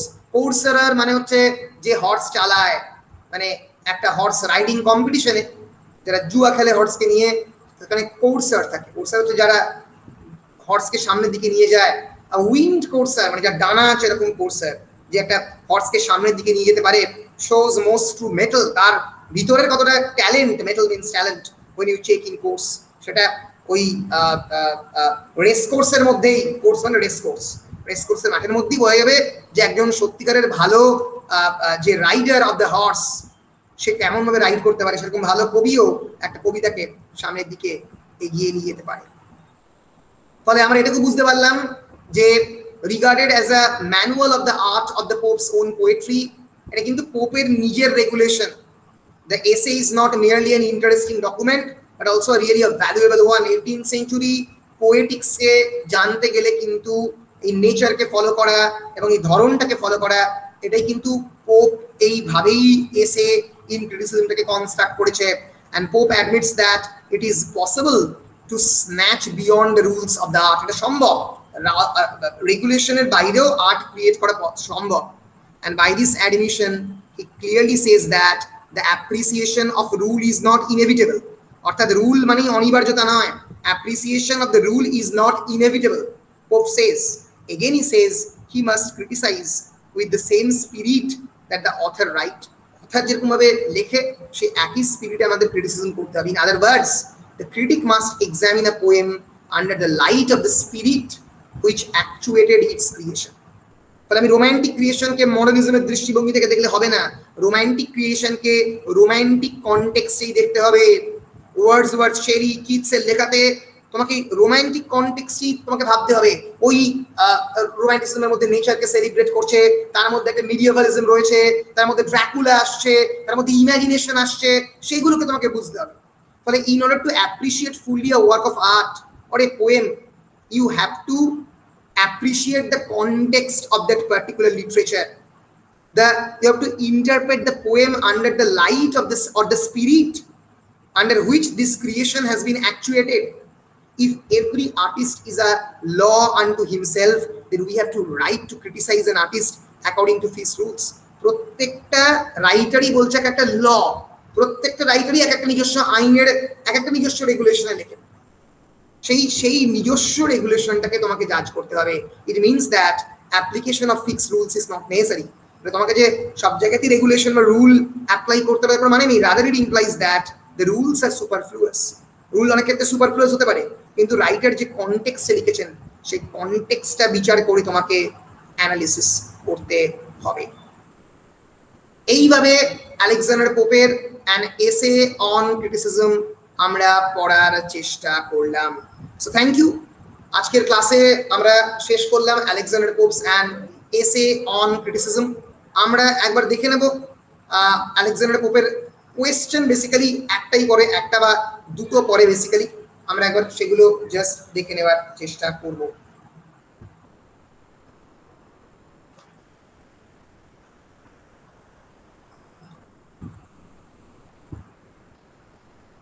Ten মার্কসের কোয়েশ্চেন, একটা পরে হচ্ছে মানে প্রথম যে কোয়েশ্চেনটা সেটা হচ্ছে প্রোপাউন্ড অর একটা ডিসকাস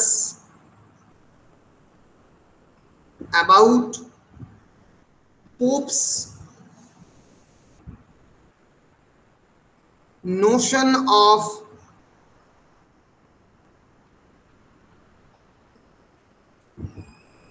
poetic criticism. তার যে পোয়েটিক ক্রিটিসিজমের কি কি ফিচার, তার কি আইডিয়া সেটা বলতে হবে। 2 Pope's idea of the nature and rules and laws of poetry. আর 3 নম্বর হচ্ছে what shouldn't be done, এখানে হচ্ছে Pope's idea of an ideal critic, যেটা সেকশন 2 তে বলেছেন আইডিয়াল ক্রিটিক হলে কি চাই, কারেজ চাই, অনেস্টি চাই, ইন্টিগ্রিটি চাই, সেই কথাগুলো বলতে হবে এই তৃতীয় আনসারে। অর্থাৎ এই যে যেটা কথা বলছিলাম যে poet particular laws for the critic, কি দরকার একটা ক্রিটিক হতে গেলে, অবশ্যই তার যেটা খুবই প্রয়োজন সেটা হচ্ছে এই যে ইন্টিগ্রিটি, মডেস্টি, ট্যাক্ট, কারেজ, যেটা লাইন 562 থেকে 583 এর মধ্যে আলেকজান্ডার পোপ বলেছেন। So this are the questions. Discuss poets, Alexander Pope's notion of the poetic creation or poetic criticism, তার যে notion of the poetic criticism সেটা বলতে হবে, বা 18th century neoclassical characteristics of the poetic criticism as propounded by Alexander Pope, Pope's idea of the nature and rules and regulations of the poetry, why for Alexander Pope rules and the laws of the poetry are important, question পড়ে Pope's idea of an ideal critic, এই ধরনের প্রশ্ন পড়ে এক্সামিনেশনে। আমরা একবার just দেখে নেব essay on criticism questions, নোটসে আছে, এটা তো আছে কি ধরনের 10 নম্বরের প্রশ্ন করতে পারি, জাস্ট আমরা একবার এই যে কোথায় গেল, এই যে এটা করতে পারে, what are the major neoclassical themes in an essay on criticism, same ওই ফলো নেচার, রুলস এবং রেগুলেশনের উপরে এমফাসাইজ করেছে। what is Alexander Pope's definition of wheat, wheat নিয়ে আসতে পারে, কিন্তু 10 নম্বরের প্রশ্নে উইট নিয়ে আসতে পারে কিন্তু চান্স কম বেসিক্যালি। আচ্ছা, ফলো নেচার দিয়ে আসতে পারে। ওকে, এই মোটামুটি এই যে what are the ideas about human nature underlie Pope's and essay on criticism, human nature নিয়ে আলেকজান্ডার পোপের কি বেসিক বক্তব্য সেটা বলো, এই ধরনের প্রশ্ন পরীক্ষাতে পড়ে। So thank you. আজকে আমরা অ্যান এসে অফ ক্রিটিসিজম শেষ করলাম এবং করে আমাদের সিলেবাস আমরা শেষ করলাম। টেক্সটের উপরে কোনো প্রশ্ন রয়েছে? টেক্সটের উপরে যেটা পড়ালাম, এনি কোয়েশ্চেন? স্যার একটা কোয়েশ্চেন আছে, সেটা হচ্ছে পোপের সাথে কি মানে মানে পোপ কি মানে স্যাটায়ার করতে ভালোবাসতেন, ঠিক আছে, মানে মানে সোসাইটিকে একটু বেশি ক্রিটিসাইজ করতেন না, মানে উনি মেয়েদেরকেও একটু বেশি স্যাটায়ার করে কথা বলতেন এবং সোসাইটিকেও একটু বেশি স্যাটায়ার করতেন। হ্যাঁ অবশ্যই, মানে আসলে তোমাকে পোপকে বুঝতে গেলে আমি যদিও পোপের জীবনটা বলিনি, পোপ কিন্তু হি ওয়াজ আ লেম ম্যান, উনি ভালো করে হাঁটতে পারতেন না, খুবই হাঁটতেন সারা জীবন। ওকে, ওনার ফিজিক্যাল স্ট্রাকচার, উনি খুবই ছোট উইক ছিলেন সারা জীবন। এবং মানে আলেকজান্ডার পোপের লেখার মধ্যে তো একটা ভয়ঙ্কর ম্যাস, আমরা বলতে পারি মানে অনেক ক্ষেত্রে হেট্রেড টুয়ার্ডস উইমেন, একটা মিসোজিনিজম, তার লেখার মধ্যে একটা মিসোজিনিজমের রিফ্লেকশন সবসময় পাওয়া গেছে। এবং এই রেপ অফ দ্য লক যারা ভালো করে পড়েছো তারা জানো এই মক এপিক পোয়েমে কিভাবে সেই সময়কার বিভিন্ন নারীদেরকে তিনি ককেটদের সঙ্গে তুলনা করেছেন, প্রসিকিউটদের সঙ্গে তুলনা করেছেন। সকালবেলা দেখাচ্ছেন যখন অ্যারাবেলা ফার্মার উঠছেন তখন 12টার সময় উঠছে, তার বাইবেল এবং বিলেট বুকস পাশাপাশি পড়ে রয়েছে, তার হাজবেন্ড মারা গেল এবং ল্যাপডগ মানে দ্য ডেথ অফ দ্য হাজবেন্ডের সঙ্গে ল্যাপডগের কম্পারিজন করেছে সেই সময়কার 18th সেঞ্চুরি ওমেনের। তাদের যে কুকুর তা মারা গেলেও তাদের যে দুঃখ, হাজবেন্ড মারা গেলেও তাই দুঃখ, এইরকম ভাবে আলেকজান্ডার পোপ দেখিয়েছেন। ফলে he is a very cynical man, very much cynical, সোসাইটির কোনো ব্যাপারেই খুব স্যাটিসফাইড নয়, সবসময় খুব বড় স্কেপটিক, অনেকটাই আমরা বলতে পারি হেট্রেড অফ দ্য উইমেন তার লেখার মধ্যে রিফ্লেক্টেড হয়েছে। এর ফলে আলেকজান্ডার পোপের লেখা যেরকম স্টাইল, তার মধ্যে এরকম স্যাটায়ার রয়েছে, বিদ্রুপ রয়েছে, সেই লাইটেই তোমাকে এসে অফ দ্য ক্রিটিসিজমে পড়তে হবে যে পোয়েটও এইভাবে বিদ্রুপাত্মক ভাবে কিন্তু ক্রিটিসিজমটাকে কনস্ট্রাক্ট করেছেন, এরকম এপিগ্রামেটিক ওয়েবে কিন্তু লাইনগুলো তৈরি করেছেন। ফলে এই যে a little learning is a dangerous thing, drink deep or taste not the Pierian spring, ফলে উনি বলছেন একটা লিটল লার্নিং, অল্প বিদ্যা কিন্তু ভয়ঙ্করী। এবং আমরা জানি পিয়েরিয়ান স্প্রিং হচ্ছে Greek ancient mythological fountain that inspired the artist, that is the Pierian spring. বলছে drink deep or taste not the Pierian spring, যদি পিয়েরিয়ান স্প্রিং এর কাছে যাও তাহলে ভালো করে পুরো জলটা খাও, অথবা খেয়েই না। এই অল্প খেয়ে চলে এলাম, এসে কবিতা লিখতে শুরু করলাম, তাহলে তো মুশকিল। A little learning is a dangerous thing বলছেন। most critics fond of some subservient art, অনেক ক্রিটিকরা একটু সাবসার্ভিয়েন্ট আর্ট, যেগুলো করে ভালো পোয়েট্রি নয়, সেগুলোকে ফলো করে। Still make the whole depend upon a part, কিভাবে একটা কোন একটা অংশটাকে পড়ে মনে করে পুরোটাকে পড়ে ফেলেছে। So Pope advises the critics to consider a work of literature in its totality. The critics too often focus on a small part of a work rather than the entire vision or the intent. ফলে Alexander পোপের লেখা কিন্তু খুবই cynical, খুবই স্যাটিরিক্যাল। উনি কিন্তু critic poet কাউকেই ছেড়ে কথা বলছেন না। But true expression like unchanging sun, সত্যিকারের এক্সপ্রেশন অপরিবর্তনীয় সূর্যের মতো, clears and improves whatever it shines upon, যার উপরই পড়বে সেটাকেই পরিষ্কার করে দেবে। It gilds all objects but it alters none. Gilding মানে এরকম আমরা সোনার জল ফেলি, পরিষ্কার হয়ে যায়। ইট গিল্ডস অল অবজেক্টস, সমস্ত অবজেক্টটা তারপরে একটা গিল্ডিং, একটা গোল্ডেন গিল্ডিং ফেলে দেয়। বাট ইট অল্টারস নান, কিন্তু কাউকে পরিবর্তন করে না। এতটাই সত্যিকারের এক্সপ্রেশনের মূল্য। কিন্তু ট্রু এক্সপ্রেশন সবাই এক্সপ্রেস করতে পারে না। Some judge of authors' names, not works, and then nor praise nor blame the writings but the men. কোন ক্রিটিক কি করে, some judge of the authors' names, তারা অথরদের নাম দেখে ওয়ার্কটাকে জাজ করে, বড় অথর মানে ভালো ওয়ার্ক। এর ফলে যেটা ঘটে, nor praise nor blame the writings but the men, অনেক ক্ষেত্রে বড় অথর খারাপ লিখলে বলে হে এত বড় লেখক এত খারাপ লিখলো, আরে তার লেখাটাকে কনসিডার করো, তার নামকে নয়। সেই পার্টিকুলার কনটেক্সটে সেই পার্টিকুলার কন্টেন্টটাকে জাজ করো, তার সেই লেখাটাকে জাজ করো। আলেকজান্ডার পোপ অনেক ভালো ভালো লিখেছে, একটা লেখা খারাপ লিখতেই পারে, তার মানে আলেকজান্ডার পোপ খারাপ রাইটার হয়ে গেল না। ফলে this are the specific styles, এই স্টাইলে আলেকজান্ডার পোপ তার অ্যান এসে অন ক্রিটিসিজম লেখার চেষ্টা করেছেন। শতাব্দী, বুঝতে পেরেছো? হ্যাঁ স্যার, আরেকটা জায়গায় আলেকজান্ডার পোপ নিজেই বলেছেন যে কবিতা বা ইয়ের মধ্যে পার্সোনাল ইয়েটা না রাখতে, কিন্তু উনি নিজেই কিন্তু ওমেনদের প্রতি যে হেট্রেড সেটা কিন্তু ওনার কাজের মধ্যে দিয়ে রিফ্লেক্ট করেছেন। এই কন্ট্রাডিকশন অনেকটা এলিয়টের মধ্যেও আছে, আমরা বিভিন্ন জায়গায় দেখেছি। উনি বলেছেন যে পার্সোনাল পেইন বা পার্সোনাল যন্ত্রণাকে এক্সপ্রেস করো না, কিন্তু এলিয়টের বহু লেখার মধ্যে নিজের প্রুফ যখন আমরা করছি তার মধ্যে নিজের যে প্রপোজাল না করার যে যন্ত্রণা সেটা ওখানে রিফ্লেক্টেড হয়েছে।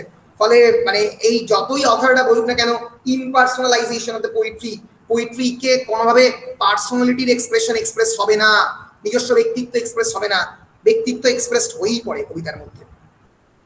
স্যার দেখবেন মানে যেটা পড়েছি ড্রামাতে, দুটো ক্যারেক্টার, যে মানে যিনি পোয়েট, যিনি রাইটার, তিনি ভিলেনকেও তৈরি করছেন, তিনি হিরোকেও তৈরি করছেন। কিন্তু সনেটগুলোর ক্ষেত্রে, যেটা উইলিয়াম শেক্সপিয়ারের ক্ষেত্রে দেখা গেছে, উইলিয়াম শেক্সপিয়ার কেমন মানুষ ছিলেন সেটা আমরা সনেটের মাধ্যমে জানতে পেরেছিলাম। তো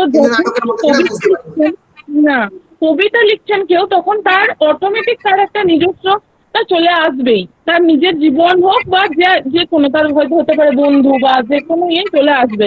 তো এই যে পার্সোনাল ইয়েটা আনা হয়, মানে নেওয়া উচিত নয়, এটা সব ইয়ের ক্ষেত্রে আমি দেখেছি হয়নি, কোথাও না কোথাও থেকে চলে এসেছে। এটা কখনোই পার্সোনাল এক্সপ্রেশন হয়ে যায়। Poetry is an expression of the personality, but you can't always deny your own personality. বেশ, তাহলে আমি আজকের ক্লাস এখানে অফিসিয়ালি শেষ করছি। শেষ করার আগে কয়েকটা ইম্পর্টেন্ট কথা বলা প্রয়োজনীয়, আমি সেটা বলতে চাই, অন রেকর্ডই বলতে চাই। প্রথম কথাটা হচ্ছে যে আমি যখন হেতমপুরে প্রথম 2017-এ আসি, আমার জার্নি অ্যাজ আ টিচার শুরু করি। I always viewed this journey as a teacher as a transactional process. I never imagined that this will be a one-way flow of the knowledge.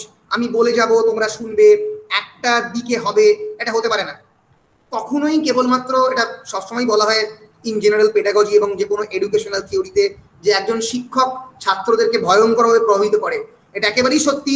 কিন্তু উল্টো দিকেও খুব ভয়ঙ্করভাবে সত্যি, একজন ছাত্র এবং ছাত্র ছাত্রীরা প্রত্যেকেই শিক্ষককে ভয়ঙ্করভাবে প্রভাবিত করে। আমি বলতে চাই হেতমপুরের 2018 থেকে 2021-এর যে ব্যাচ, তোমরা কেবলমাত্র আমার দ্বারা প্রভাবিত হয়েছো, কতটা হয়েছে আমি জানি না, তা নয়, তোমরা কিন্তু আমাকেও ভয়ঙ্করভাবে প্রভাবিত করেছো। আমার ব্যক্তিত্ব, আমার চিন্তা, আমার কথাবার্তা, আমার পড়ানোর ধরন, এই পুরোটাই কিন্তু একটা জার্নি। তো এটা তো একটা প্রসেস। আমি যেরকম ভাবে আস্তে আস্তে এগিয়েছি, তোমরাও আমাদের সঙ্গে আস্তে আস্তে এগিয়েছো, তাতে আমিও কিন্তু সমৃদ্ধ এবং সম্পৃক্ত হয়েছি। ফলে আমি এটা এটা মানে রবীন্দ্রনাথের একটা বিখ্যাত কথা ছিল, গ্রহণ করেছো যত, ঋণী তত করেছো আমায়। আমিও সেরকম বলছি, যেরকম তোমরা গ্রহণ করেছো সেরকম আমাকেও তোমরা ইন্ডিকেট করেছো। আমিও কিন্তু তোমাদের কাছে একই রকম ভাবে এই জ্ঞানের জন্য, এই জ্ঞান চর্চার যে প্রসেস, এই প্রত্যেক দিন বিকালবেলায় তোমাদের সঙ্গে এই সেমেস্টার 6 পড়াতে গিয়ে এখানে কিন্তু আমিও ঋদ্ধ হয়েছি, আমিও অনেক জ্ঞানী হয়েছি। ফলে এটা কখনোই একটা ওয়ান ওয়ে প্রসেস নয়। I joined this college in 2017.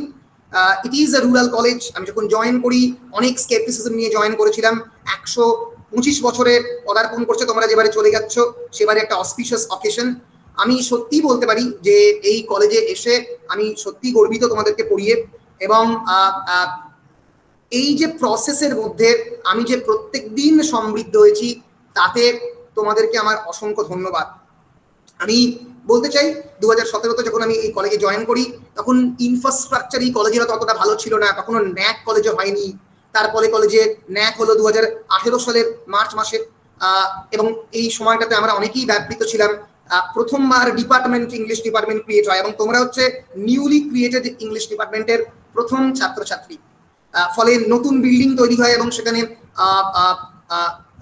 আমাদের প্রজেক্টর মেশিন থেকে শুরু করে আর অন্যান্য বিভিন্ন ধরনের যে সমস্ত ফেসিলিটি, সেগুলো তোমাদেরকে লক্ষ্য করেই গড়ে ওঠে। ফলে তোমরাই হচ্ছে সেই প্রথম ব্যাচ যারা বলতে পারো যে এই ধরনের ফেসিলিটি তোমরা হেতমপুর কলেজে আর কি প্রথম পেয়েছো।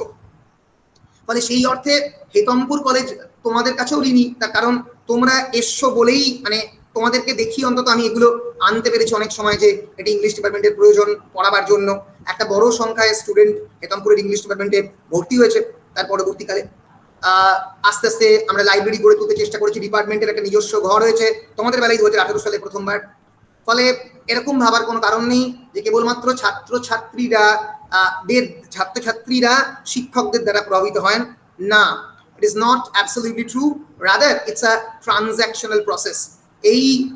এই জ্ঞান চর্চায় আমিও একই রকম ভাবে ঋদ্ধ হয়েছি প্রত্যেকের দ্বারা। যারা যারা আজকের ক্লাসে প্রেজেন্ট রয়েছো, অর্পিতা, দিশা, গুরুদাস, পৌলমী, প্রিয়া, পূজা, ঋষিকেশ, শতাব্দী, রিয়াজুল, স্মৃতি, জাভেদ, যারা যারা ক্লাস করেছো তাদেরকে তো প্রত্যেককে ধন্যবাদ। যারা যারা আজকের ক্লাসে উপস্থিত রয়েছো এই 13 জন 11 জন, তাদেরকে ধন্যবাদ।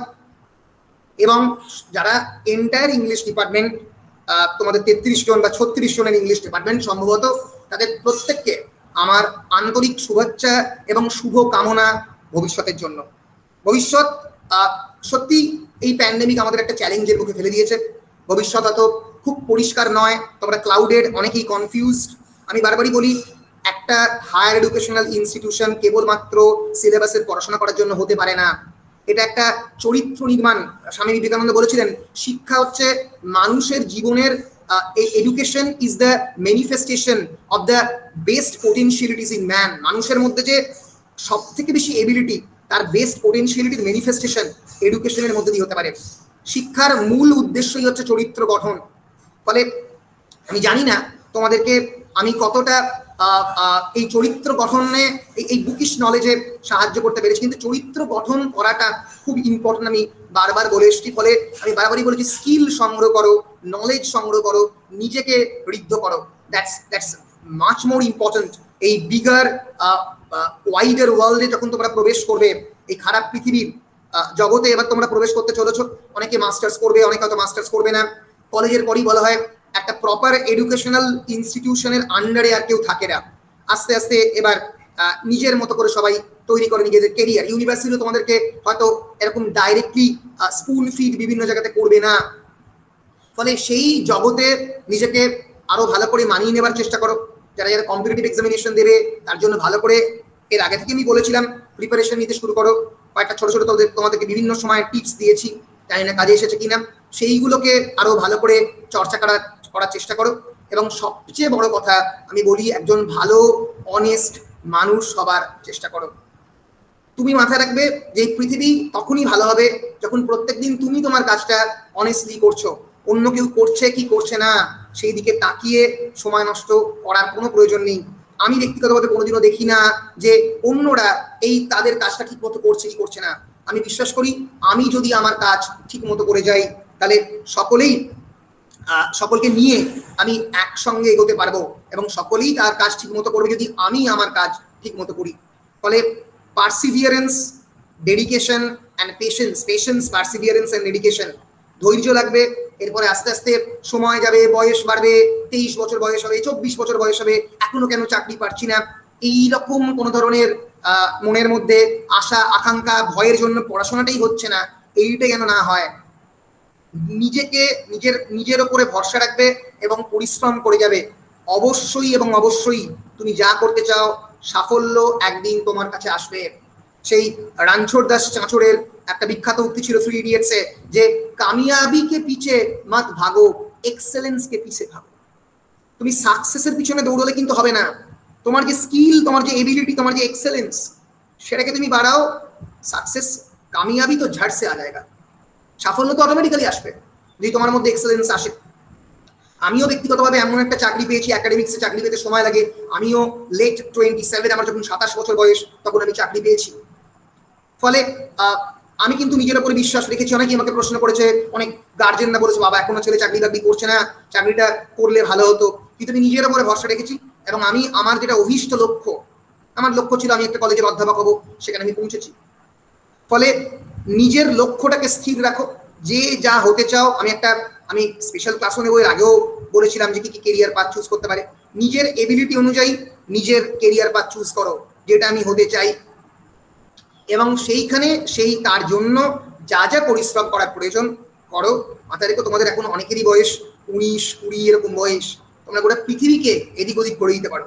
হিউজ পোটেনশিয়ালিটি রয়েছে তোমাদের মধ্যে, ঠিক আছে? I can realise. আমি তো বুঝতে পারি, আমার স্যার বলতেন each one of you are potential atom bomb sitting in the class, ready to blast, ready to explode at any moment. প্রত্যেক অ্যাটম বোমের মতো যে কোনো সময় বিস্ফোরণ হতে পারে। কোথায় কখন বিস্ফোরণ হবে আমরা জানি না। সত্যি আমার এই ব্যাচ থেকে কোনো আইএএস, কটা ডাব্লিউবিসিএস, কটা কলেজের ভবিষ্যতের অ্যাসিস্ট্যান্ট প্রফেসর বসে আছে, কটা ফিউচার ফিল্ম মেকার বসে আছে আমি জানি না। তোমরা সেটাকে প্রমাণ করো, ভবিষ্যৎ সেটা প্রমাণ করবে। এগিয়ে চলো। আর এই এগিয়ে চলার পেছনে হেতমপুরের ইংলিশ ডিপার্টমেন্ট বা আমি অরিন্দম ঘোষ, আমার যদি কোনো ধরনের প্রয়োজন হয় আমি তোমাদের সকলের পাশে আছি। সকলকে আমার আন্তরিক ধন্যবাদ এবং ভবিষ্যতের শুভকামনা দিয়ে আমার আন্তরিক ধন্যবাদ। সত্যি তোমরা আমাকে অনেক অনেক ঋদ্ধ করেছো। আমি বারবার বলছি, আমি কেবলমাত্র তোমাদের প্রভাবিত যদি করতে পারি, করেছি সেটা অন্য কথা, কিন্তু তোমরা আমাকে আরো বেশি করে প্রভাবিত করেছো। এই যে প্রত্যেক দিন ক্লাস নেওয়ার যে অভ্যেস, এই ইন্সপিরেশনটা তোমরাই আমাকে দিয়েছো, যে তোমরা প্রত্যেকদিন রেগুলারলি ক্লাস করতে চাও। তোমাদেরকে বিগ থ্যাঙ্কস, প্রত্যেককে একটা বিরাট বড় থ্যাংক ইউ দিয়ে, একটা বড় ধন্যবাদ দিয়ে আজকে আমি আমার কথা শেষ করছি। তোমরা যদি কোনো কথা বলতে চাও তো বলতে পারো। স্যার আমিও রেকর্ডিং চলতে চলতে বলতে চাই, মানে আমরা ভীষণই লাকি একটা ব্যাচ, ভীষণ লাকি যে আপনার মতো টিচার পেয়েছি। আপনার কাছ থেকে মানে শুধু আমরা যে মানে ইংলিশ বইয়ের যে পড়া সেটা শিখিনি, মানে আমাদের আপনার সাথে পরিচয় হওয়ার পর, আপনার কাছে পড়ার পর আমাদের চিন্তা ভাবনায় পাল্টে গেছে। মানে অনেকে আমরা মানে জানতাম না অনেক কিছু, মানে যে এইটা করলে এই হওয়া যায়, মানে এরকম ভাবে আমরা কোনোদিন ভাবিও নি কোনোদিন যে এইরকম আমরা কোনোদিন এই এই লেভেলে পড়তে পারবো বা পারবো। কিন্তু আপনার কাছে শুনে মানে আপনার সবকিছু দেখে আমাদেরও মানে চিন্তা ভাবনার অনেক পরিবর্তন হয়েছে, অনেক কিছু। Thank you so much. যদি চিন্তা আচ্ছা, ভাবনা সব থেকে বেশি ভয় লাগতো তখন যখন আপনি বলেছিলেন কি যে আর এই কলেজে পড়াবেন না, আপনি ট্রান্সফার নিয়ে নেবেন বা কিছু একটা, যখন ফার্স্ট সেমিস্টারের পর এটা হয়েছিল তখন সে সত্যি ভীষণ ভয় লাগতো যে মানে আপনার সান্নিধ্যে আমরা থাকতে পারবো কিনা কিংবা আপনার কাছ থেকে কিছু শিখতে পারবো কিনা। তো সত্যি আমরা ভীষণ লাকি যে মানে এই 3 বছর ধরে আপনাকে পেলাম। আর স্যার একটা রিকোয়েস্ট আছে যে আপনার এই ভিডিওটা আমি আমার ব্লগে একটু ইনক্লুড করতে চাই, তো আমি কি হ্যাঁ এটা অবশ্যই করতে পারি? অবশ্যই অবশ্যই, ক্যান ডু দ্যাট, ডেফিনেটলি তুমি করতে পারো, ঠিক আছে, কোনো অসুবিধা নেই। আমি তোমাকে মেরে আরেকটা দেবো। কথা বলতে চাই, হ্যাঁ সেটা হচ্ছে টিচার স্টুডেন্টের যে একটা মানে চলে আসা যে একটা সম্পর্ক হয় না, যে মানে টিচার্সদেরকে সবকিছু বলতে ভয় লাগে বা মানে হ্যাঁ অনেক ভালো টিচার থাকেন, কিন্তু এত মানে এতটা ফ্র্যাঙ্কলি মানে এতটা মানে আপনি আমাদেরকে অনেক বেশি বোঝেন, এটার জন্য নিজেদেরকে খুব লাকি মনে হয় যে না মানে এমন একজন মানুষ আছেন যাদেরকে আমি আমার কোনো সমস্যা বললে আমাকে বকবেন না, আমাকে বুঝবেন। এই হ্যাঁ, জায়গাটা খুব দরকার ছিল। এটা তো কাজ, তোমাকে বোঝাটা তো মানে আমার একটা কাজের মধ্যে পড়ে। এবং আমি সবসময় দেখি যে ভয়ের অ্যাটমসফিয়ারটা, হ্যাঁ আমি যেটা বলতে চাই হচ্ছে মানে এটা কেবলমাত্র আমি যে করেছি তা না, তোমরাও এগিয়ে এসছো, ঠিক আছে। আমি মানে মানে এই শিক্ষক ছাত্র সম্পর্ক যে একটা এসেনশিয়াল হায়ারার্কিক্যাল জিনিস নয়, এটা যে একই প্লেনের মধ্যে এডুকেশন সিস্টেমটাকে অ্যাকচুয়ালাইজ করতে হবে, একটা সেম প্লেনের মধ্যে, তবে গিয়েই একটা সেম মাটিতে করতে হবে, তবে গিয়েই এটা অ্যাকচুয়ালাইজ হবে। সেটা সেই যে বেরিয়েটাই বলুন, একটা একটা অদৃশ্য দেওয়াল থাকে শিক্ষক এবং ছাত্রের মধ্যে, সেই অদৃশ্য দেওয়ালটার ভাঙার কাজে কেবলমাত্র আমি নই, তোমরাও সাহায্য করেছো। স্যার মানে আপনি শুধু আমাদের টিচার নয়, আমাদের ফ্রেন্ডও, মানে আমরা শুধু বইয়ের পুঁথিগত শিক্ষা পাইনি, মানে জীবনেরও অনেক শিক্ষা পেয়েছি আপনার কাছ থেকে। থ্যাংক ইউ স্মৃতি। আর কেউ কিছু বলতে চাও? তাহলে আমি অফিসিয়াল রেকর্ডিংটা বন্ধ করবো, না হলে কাউ কিছু বলতে চাও? স্যার বলতে তো চাই। বলো বলো বলো দিশা বলো। স্যার আমি একটা কথাই বলবো স্যার, আমার কাছে কলেজের একটা বড় অংশ বলতে আপনি, আচ্ছা আচ্ছা, আমার কাছে কলেজের একটা বড় অংশ বলতে আপনি। আপনি শুধুমাত্র কি বলবো একজন প্রফেসর নন, একটা গোটা ইনস্টিটিউশন। স্যার সবচেয়ে আমি যখন 5th সেমিস্টারে যখন আমি লেখা সাবমিট করতে একটু দেরি হয়ে গেল, তখন তো এমন আমার নার্ভাস অবস্থা। তারপরে আপনি আমাদেরকে বলেওছিলেন যে কোনো অসুবিধা নেই, ঠিকঠাক করে করো, নার্ভাসনেস না রেখে। সেই সময়টা আপনি এত সাহায্য করেছেন। তারপর তো স্যার আমি তো আমার সার্ভিসের জন্য আমি টিউশনটা কন্টিনিউ করতে পারিনি, তাই আপনার ক্লাসই 5th আর 6th সেমিস্টারে ভরসা। স্যার সত্যি কথা বলতে আমরা টিউশন পড়তাম, বাট সেখান থেকে মানে নোটস ছাড়া কিছুই শিখিনি, যা শিখেছি আপনার কাছেই। Thank you thank you thank you, অজস্র ধন্যবাদ। আমি মানে যদি অল্প হলেও শেখাতে পারি তাহলে তার জন্য আমি সত্যিই মানে তোমাদের কাছে ঋণী। স্যার প্রতিটা মানে একজন একজন তারপরে জাভেদ বলবে। হ্যাঁ শতাব্দী বলবে। আমাদের মানে সত্যি বলছি, এটা আমি সত্যি বলছি যে মানে এবার না অনাথ মনে হচ্ছে যে মানে এবার বলবোটা কাকে, মানে এইভাবে বলবো কাকে। যেটা আমি বলতে চাই জাভেদ বলার আগে, সেটা হচ্ছে যে হ্যাঁ এরপরে জীবনের মানে জীবন তো একটা হিউজ জিনিস, একটা নদীর মতো। এবার এই খেয়া পাড়াপাড়ি যদি কোনো ধরনের কাজে আমাকে লাগে, তোমরা অবশ্যই আমাকে বলবে। আমার নাম্বার তোমাদের সঙ্গে রয়েছে, আমার এই হোয়াটসঅ্যাপ গ্রুপটা তো সবসময় থাকবে, সারা জীবনের জন্যই থাকবে। ফলে এখানে যে কোনো সমস্যাতে অবশ্যই সেখানে লিখবে, ঠিক আছে। ফলে কোনো যদি কখনো কোনো সমস্যাতে আমাকে আমার ব্যক্তিগত অ্যাডভাইসকে কাজে লাগে, যদি মনে হয় আমার অ্যাডভাইস ঠিক মতো এখানে লাগতে পারে, তাহলে অবশ্যই আমাকে বলবে। আচ্ছা এবার জাভেদ কিছু বলতে চাইছো? হ্যাঁ স্যার, আমি তো ধরুন পুরোনো দিনে জানি না যে টিচার স্টুডেন্ট সম্পর্ক কেমন ছিল বা সে কথা আমার অভিজ্ঞতা কিছু নেই। তো এখনকার যুগে যে টিচার স্টুডেন্ট একটা ভালো বন্ধু হতে পারে, সেটা আপনি একটা প্রকৃত উদাহরণ। প্রত্যেকটা মুহূর্তে প্রত্যেকটা মুহূর্তে আপনাকে ইনফ্লুয়েন্স হয়েছি, ইন্সপায়ার্ড হয়েছি প্রত্যেকটা মুহূর্তে। Thank you Javed. আমি বলতে চাই যে মানে বিশেষ করে মানে সিবিসিএস এর অনেক নতুন বই টই বিভিন্ন জায়গাতে পাবলিশ হতো বর্ধমানে, আমাকে কিন্তু জাভেদ সেই সমস্ত বিভিন্ন বইগুলো বিভিন্ন সময় এনে দিয়ে খুবই সাহায্য করেছে। ফলে জাভেদকেও একটা ছোট মতো ধন্যবাদ। বিভিন্ন সময় প্রত্যেকটা সেমিস্টারেই প্রায় ও আমার বইগুলো এনে দিয়েছে। থ্যাংকস। অর্পিতা বলো। বেশি কিছু বলতে চাই না, you are our best teacher. Thank you so much. Emotional sir Arpita কোথায় কিনে দিয়েছে? হ্যাঁ বুঝতে পারছি, অর্পিতা কান্নাকাটি করছেন। বারবারই বলছি যে কান্নাকাটির সময় এটা নয়। হ্যাঁ পজিটিভ লাইটে বলবো না যে আপনাকে আমরা মিস করব, কারণ জানি যে আমরা আপনাদের ছত্র ছায়াই থাকবো সবসময়। একদম অবশ্যই আমরা অবশ্যই রয়েছি। কোনো ওটা হেতমপুর ইংলিশ। স্যার আমি আরেকটা কথা বলবো, আমি জানি না আপনি যেখানেই যাবেন, আপনি যেখানে আপনার এই লাইফের জার্নিতে আপনি যেখানেই যাবেন, সেখানে আপনার চারপাশে মানুষজন আপনাকে ঠিক কতটা প্রভাবিত করতে পারে আমি জানি না, কিন্তু আপনি তাদেরকে এতটা ইনফ্লুয়েন্স করেন যে আমার মনে হয় তারা আপনাকে ছাড়া হয়তো কি বলবো কোনো ডিসিশন বা লাইফের কোনো সিদ্ধান্ত হয়তো আপনাকে ছাড়া ভাবতেই পারে না, আপনি এতটা ইনফ্লুয়েন্স করেন। তো আপনার প্রভাবটা সত্যি স্যার, আপনার প্রভাবকে অস্বীকার করা আমাদের কি বলবো, আমরা ভাবতেই পারি না। করে আচ্ছা, যেটা যেটা দিশাদি বললো যেটা সেটা ঠিক, আমি ওটাই বলতে যাচ্ছিলাম যে আপনি মানে আপনি কি বলবো মানে একজন টিচার কাম মানুষ, এরকম মানুষও কম দেখেছি আমি, সত্যি কথা বলতে।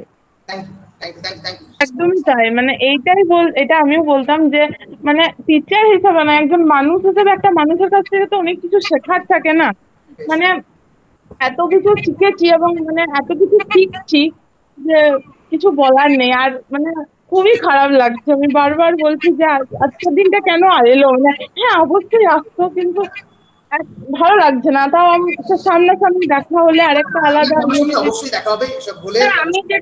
আমি যেটা বলবো, আপনাকে আমি যতটুকু চিনেছি সেটা এই ক্লাসের মাধ্যমে, তো আপনার জন্য এটা বেস্ট প্রফেশন চুজ হয়েছে। আপনি অন্য কোনো প্রফেশনে গেলে মানুষকে এতটা সমৃদ্ধ করতে পারতেন না, আপনি আমাদেরকে আপনি এতটা আমাদেরকে সমৃদ্ধ করেছেন।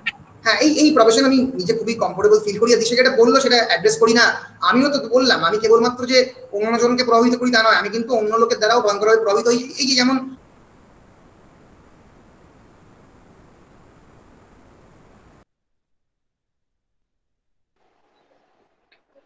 স্যার কি আটকে গেল? আটকে গেছে। ও আমি ভালো আমার নেটের প্রবলেম। না আমি আসছি। এবার শুনতে পাচ্ছ আমাকে? এবার শুনতে পাচ্ছ? রেকর্ডিংটা অফ হয়নি? সরি, মানে জাস্ট একবারের জন্য চলে গেল। আমি যেটা মানে বলতে চাই সেটা যদি দিশা বললো যে আমি অন্যদের দ্বারা মানে প্রভাবিত কতটা হয় দিশা জানি না, আমি সত্যি অন্যদের দ্বারাও প্রভাবিত হই। আমি যে তোমাদের প্রভাবিত করছি তা না, আমি তো বারবারই বলছি আমি তোমাদের দ্বারাও প্রভাবিত হয়েছি, এবং সেজন্যই আমিও অনেকটা ইমোশনাল হয়ে পড়েছিও। মানে আমি হয়তো সেটা আমার আমার গলার মধ্যে তো বয়ে যাচ্ছে না, আমি অনেকটা হাইড করতে পারি, কিন্তু আমি অনেকটাই ইমোশনাল হয়েও পড়েছি। ফলে এখানে আমি অফিসিয়াল রেকর্ডিংটা আমরা সত্যিই কামতাম, কিন্তু যেহেতু ভার্চুয়ালি হচ্ছে তাই হয়তো মানে ইয়েটা আসছে না, কিন্তু বলে বোঝাতে পারবো না। তবে একটা জিনিস খুব মিস করবো, যেটা হচ্ছে না রেকর্ডিংটা অফ হয়নি, রেকর্ডিংটা অফ করবো এবার। একটা জিনিস খুব মিস করবো, যেটা হচ্ছে প্রত্যেক সেমিস্টার আপনাদের জন্য বই এনে দেওয়া। জাভেদ আমাকে প্রত্যেক সেমিস্টারে বই এনে দিয়েছে। জাভেদ মানে আমি বলতে চাই তোমাদেরকে সবাইকে বলতে চাই যে তোমাদের ভবিষ্যতে যদি কোনো বইয়ের প্রয়োজন হয়, যদি তোমরা আমাকে বলো, আমি যেহেতু কলেজ স্ট্রিটের কাছাকাছি থাকি, তাহলে আমিও এনে দিতে পারি, সেটা কোনো ব্যাপার নয়, ঠিক আছে? ফলে আমাকেও অবশ্যই বলো। বেশ, আমি অফিসিয়াল রেকর্ডিংটা এবার অফ করছি। প্রত্যেকের অনেক ভালো ভালো এবং প্রশংসাসূচক বাক্য। Thank you so much for your kind words. I am also very much indebted to you. Thank you.